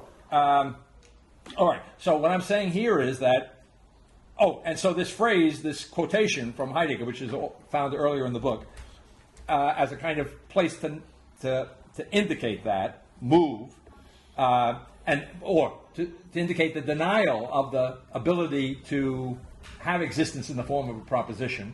Right? Now, by the way, one can somewhat appreciate that over against Hegel better then one can appreciate it over against somebody like Peirce. Because remember what we said in Peirce, we have this very unsettling notion in Peirce that a syllogism can have more than one conclusion. So the leakage, the otherness that leaks in, I say in Peirce it leaks into the very nature of law, which is reflected in Dewey's comments on Marxism, but it leaks into the very nature of the syllogism in Peirce. I mean, there's all different ways of pointing at the same sense in pragmatism. Okay, so what I'm saying is that. So here's what I'm saying. So when I say that Altizer is mooting this notion in Heidegger, it's not simply that he's mooting it by turning all the lights out, and therefore it doesn't so to speak. I don't want to get hung up in this phenomenological language, but it might be appropriate, even if I don't realize it. So that to speak in this darkness, it doesn't come into play. Okay. But maybe even more profoundly, insofar as I'm understanding Altizer to be the voiding of pragmatism, or another way of putting it, a pragmatistic void. You see, a void in which the nothing, the darkness, is something in and as the form of nothing. The light in and as the form of darkness. So that's the pragmatistic void. You see what I'm saying? In other words, a pragmatistic void can't be one or the other, right? It's got to be insensibly emerging of, right? Okay, so insensibly, something is merging with that void in Altizer, right? Okay, and maybe in this context of by dumping Heidegger into that pragmatistic void that is Altizer's Death of God theology, it's not simply an arbitrary or mechanical move, but that it is pragmatistically voided because it is already untrue in the daylight pragmatism. In other words, it's already, Peirce could not admit that existence cannot be, what's the word, captured? Caught and completely explicated in a proposition, right? What's a proposition? I mean, proposition is P of X. Now, you already got that voided in Aquinas, in the sense that if being is the act of being and not the quiddity, right? P of X, the proposition, is just the assumption that everything can be captured as a quiddity. And I don't know that it is. It's just a proposition, right? But what proposition is something is true of something. No.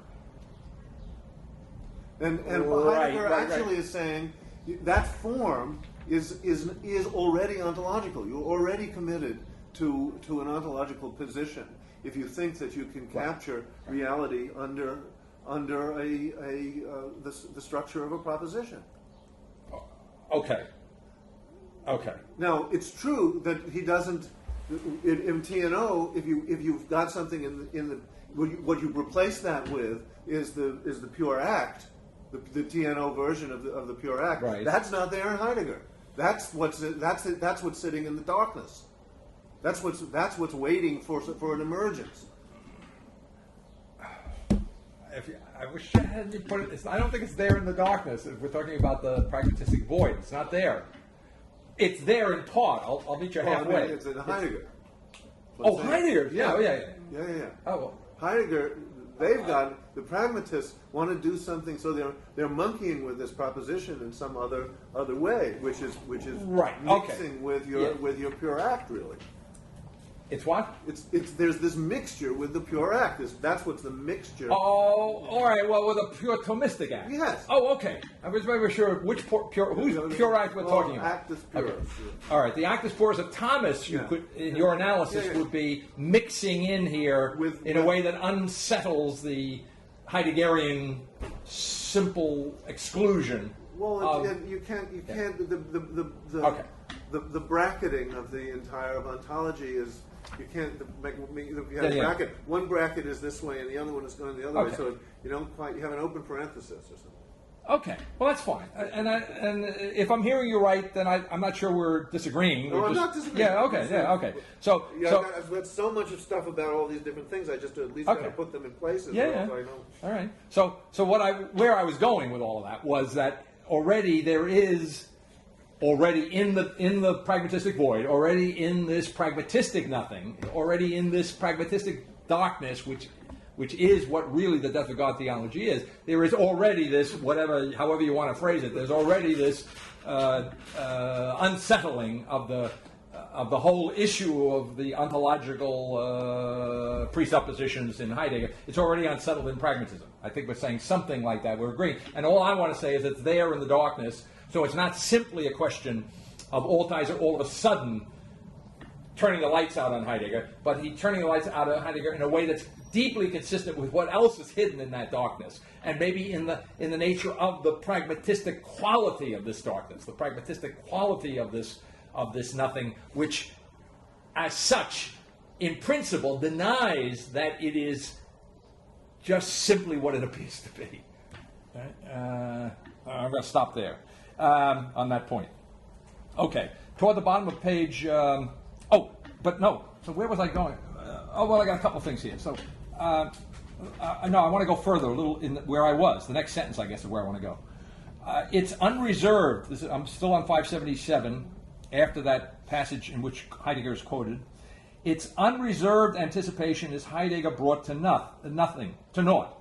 No notion of reserve in the form of the pure nothing, the absolutely ultimate distancing from self in the form of the beginning and the reserve. This is what I want to emphasize. Okay, now another simple way of characterizing what I'm calling now in this class. I don't think I use the phrase per se in the text. The pragmatistic nothing that is the death of God, but I've been saying that in effect. Another way of so to put that simply. There's something about pragmatism. There's an irreducible ambiguity in things, right? Which comes up elsewhere in today's assignment when we get into the next chapter, where where I say a definite thing is indefinitely where it is, and an indefinite thing is definitely where it is, and no matter how you slice it, you can't have the definite with the definite and the indefinite with the definite, right? That's how indefinite things are, right? Okay. That is how definitely indefinite they are, or how indefinitely definite they are. This is the serious role of vagueness, beginning with Peirce. Okay, or the fringe around everything, including what turns out to be the finite God. Or the Jamesian God is finite simply because in a kind of ontological image, God has a fringe around him. Right? A God who had no fringe. Would be the unfinite, the infinite God, right? So as soon as I produce that fringe is the environment, right? Whatever it may be, as infinitesimally small as it may be, as James says. Okay, but back here, using James again on the bottom. Back in the middle. Forget James. It's unreserved. The beginning of reserve. Oh, that's it. It all ties in. That's why. What I want to emphasize is that the ambiguity, if I can put it that way, just taking a simple term. In a pragmatistic nothing, which is the darkness, which is somehow the form in which and as which the light is in Altizer, that ambiguity comes out when you look carefully in Altizer at the question of the beginning. You say, in other words, he finally, I'm not sure it wasn't driven to it by texts like this. I can't know for sure, but I suspect that his book, Genesis and Apocalypse, right? is a response in effect to what I'm saying here, right? Because what I'm saying, which is not set aside by Genesis and Apocalypse, is that whatever beginning that could be said to be in the death of God theology is a beginning in reserve. So where, as it were, it would appear it comes out of reserve, then it becomes the beginning of nothing. So in other words, it's either I have a absolute future, which in that sense, when I look that way, it's not a beginning. Right? Nothing begins. If I have an absolute future, nothing begins. You see? Because whatever might be beginning would be now. It wouldn't be future, right? Now, of course, nothing now occurring. What begins absolutely now, and what is it that begins absolutely now? Existence. Okay? So that otherwise absolute future is, as it were, if it were there, contrary to fact condition, it would be filled in altogether, absolutely, by the actual existent, or the existent, or existence now. Okay. But what I'm getting at is that the ambiguity that's built in there in the notion of absolute future is that nothing begins.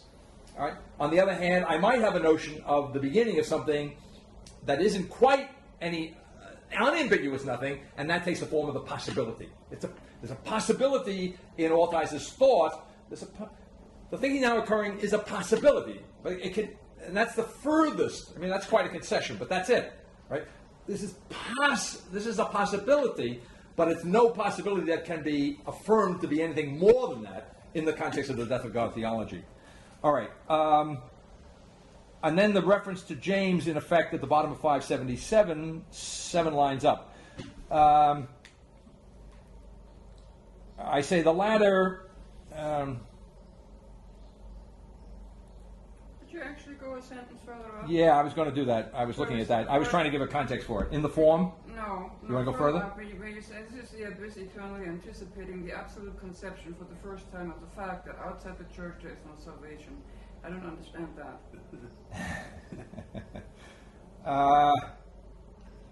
Well, okay, I don't know which parts we don't understand. First of all, the statement outside the churches there is no salvation is a classic, I would say, orthodox statement of Christianity. Right. That part. What is it doing here? Okay.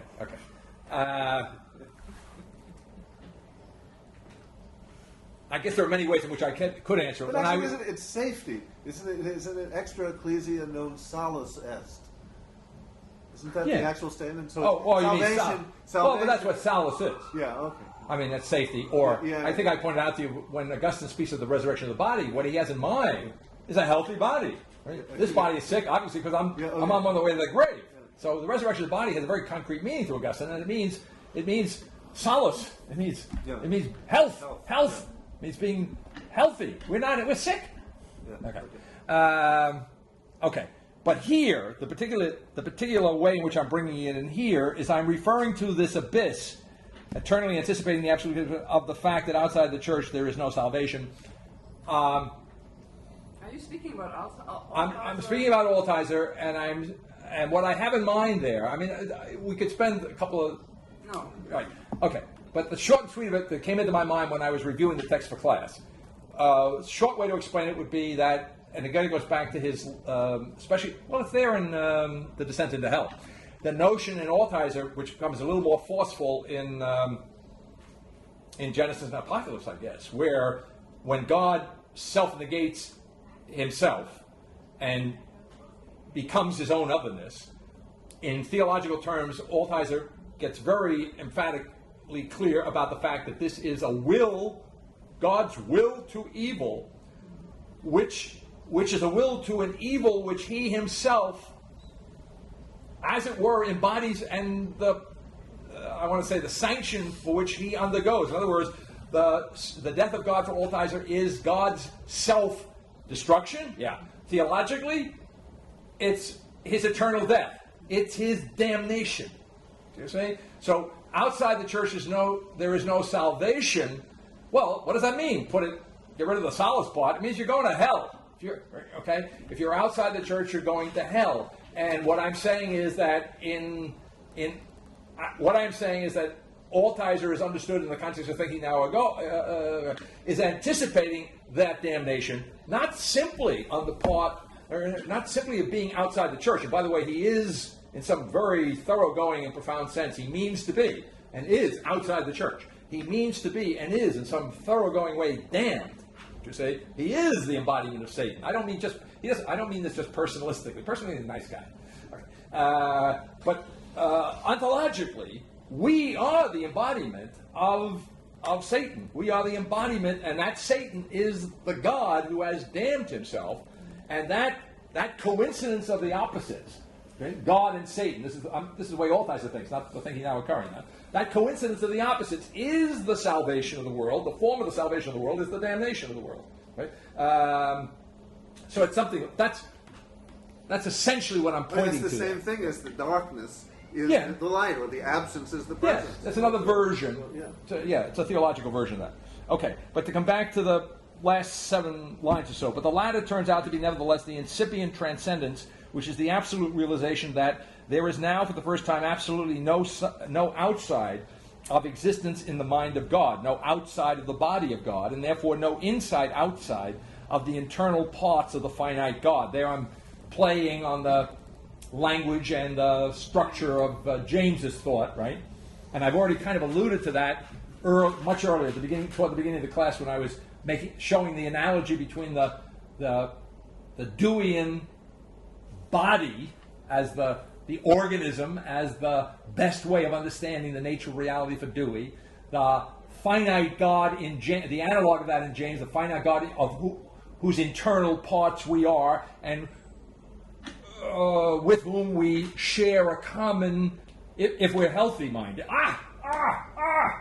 You see, in pragmatistic terms, if we're on the road to salvation, if we're worthy of being saved, if we're healthy in some essential sense, we're going to fight along with that finite God to do our best, even though it's a risky proposition, to realize the light over against the background of the darkness. Do you see? All right. So James is into salvation too, but this is salvation that we have to work out, not in fear and trembling in the Kierkegaardian absurd sense, but in a kind of, don't get too upset, not too much fear and trembling, because you really got to get to it, but with a certain recognition, with a certain courage. You see, and by the way, can you have courage if you don't go through fear and trembling? I mean, what does it mean, right? Or at least you have to short circuit it to have courage. Right? Okay. The pragmatists have work to do, which keeps them from anxiety. Yeah, I love that. Oh, I love that. That's great, right? Because that's the problem.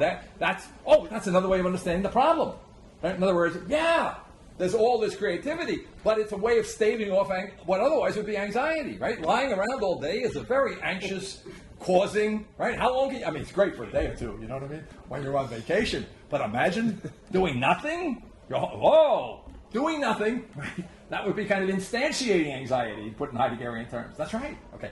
So one way of understanding the limitation is that the creation of the world, to the extent to which it is real in the pragmatistic understanding, is a way of keeping the darkness at bay, keeping the object of anxiety at bay. And as is made pretty explicit in, although it's only, I think, implicit here, explicit in Faith and Philosophy, the thinking now occurring understands itself to be a consciousness beyond anxiety, if I can put it that way.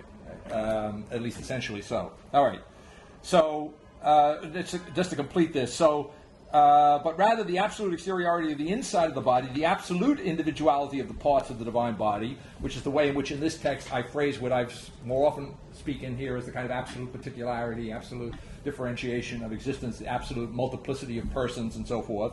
The radically complete identity of the perfectly interchangeable, absolutely this always bothered me, so I wanted to think about it when I was rereading it. I say it bothered me. It didn't really bother me. Understand? What bothered you? Well, what I say there at the top of 578, that what I've called in these classes the absolute particularity or the absolute multiplication of persons.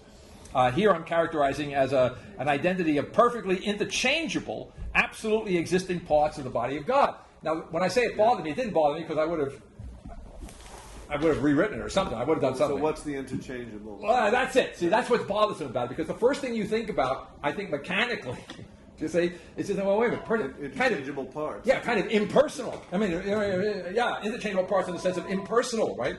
But here, the interchangeability of the parts is a way, and it's a very novel way, granted, you see, right? But in the context, perfectly appropriate to be essentially novel way of understanding interchangeability of the parts, which is a perfect interchangeability of the parts, is only going to be the case if we've already eliminated that radical notion of continuity associated both with self, you see, and even in the displaced or decentered self-consciousness of pragmatism, right, and substituted for all notions of connectedness, right, as the form of the communion among persons, whether they're divine and human or just human, right, human parts of the artifactual body of Jesus Christ in the thinking now occurring. If the relationship among persons in the context of thinking now occurring is what I call a perfect freedom, you see, then, well, then the parts are perfectly interchangeable, right? Because the perfect particularity of the parts, you see, and it really it's interesting because it really, in my mind, to make to work it out in a neat little set of sentences is a little bit of a chore, but the notion goes back to what is the seed of which is sown in Thomas. In other words, that act of being which transcends the essentia, right? And that intimacy of the divine and the human at that, if I could put it this way, at that point, do you see, at the point, right? And that point of the essay which transcends the, the essentia is something I have in common with other people. Even though it's particularized in matter in Thomas, nevertheless, there's a level of commonality there, both at the level of matter and at the level of form in Thomas, you see. But the essay level is perfectly unique, if I can put it that way, in the relationship between the creator and this particular instantiation of informed matter of the human being. Right? And so what I'm saying here analogously in the thinking now occurring is that the absolute particularity that is what the actually existing person is, all right, I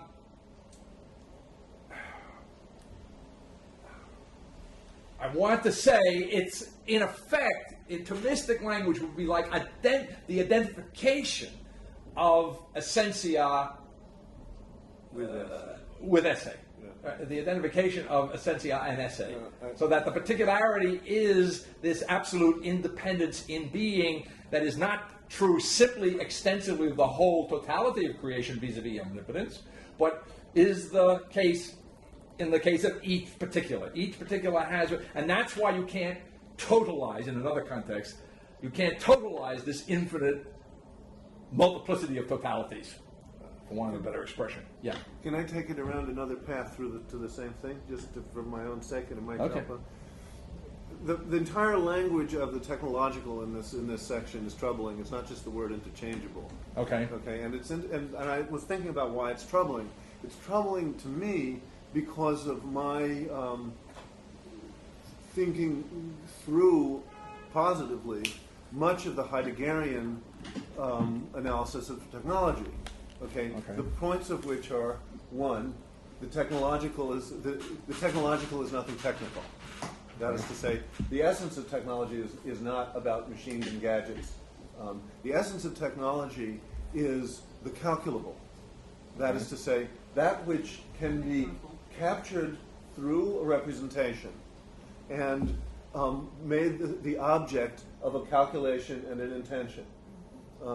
Now, if the artificial, since the passage beyond any self-consciousness is also the passage beyond that representation ability, it's also beyond anything that's calculable. Okay. So the sense of the artificial, whatever, how your various phrases are. Well, my language is artifactual. Artifactual, yeah.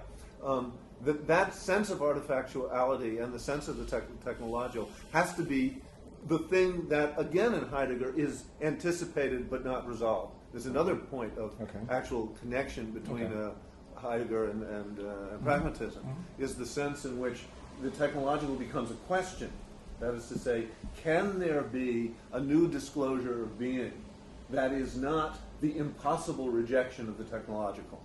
Which is the way the whole Heideggerian argument goes, is there is no possibility of rejecting the technological, because the very attempt to formulate the objection is itself technological.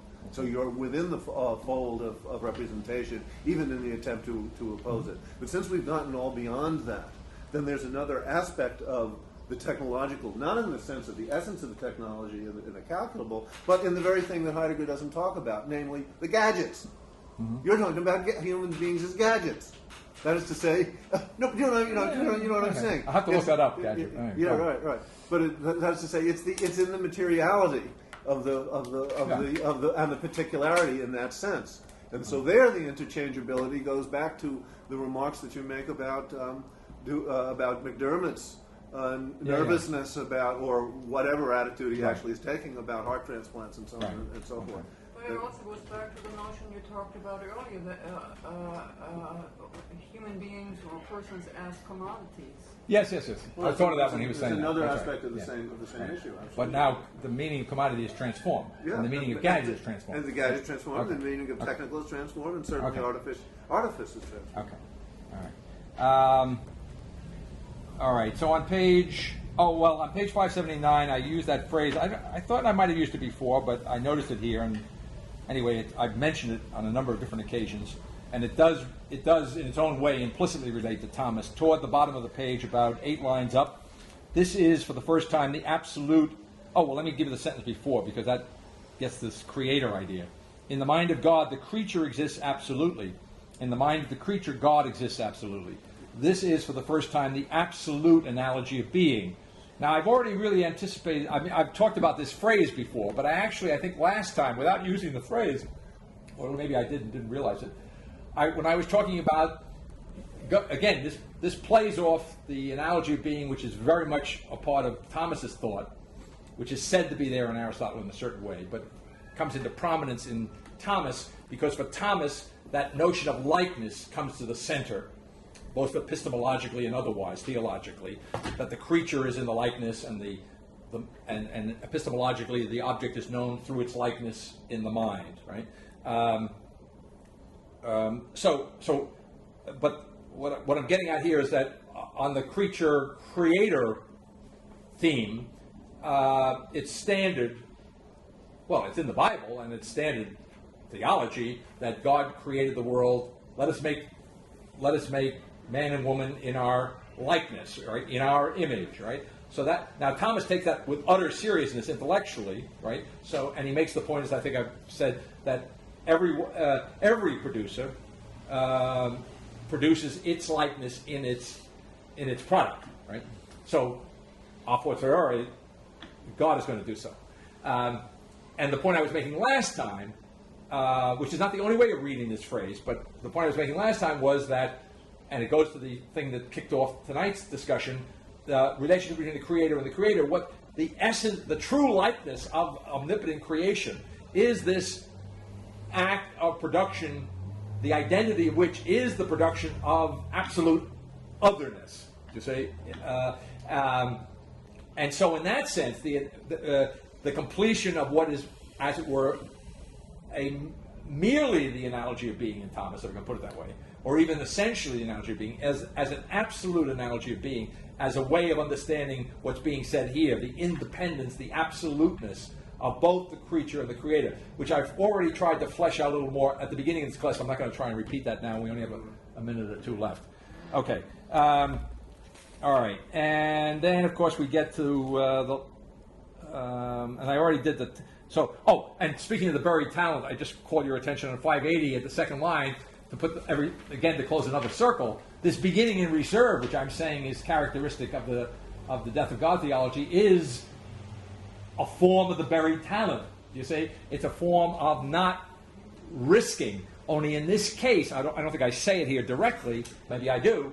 What I'm really saying is, insofar as this is a pragmatistic nothing, or the beginning in reserve is it's characteristic pragmatistic. It's a beginning which is not a beginning. Or it's a beginning which is the beginning of nothing.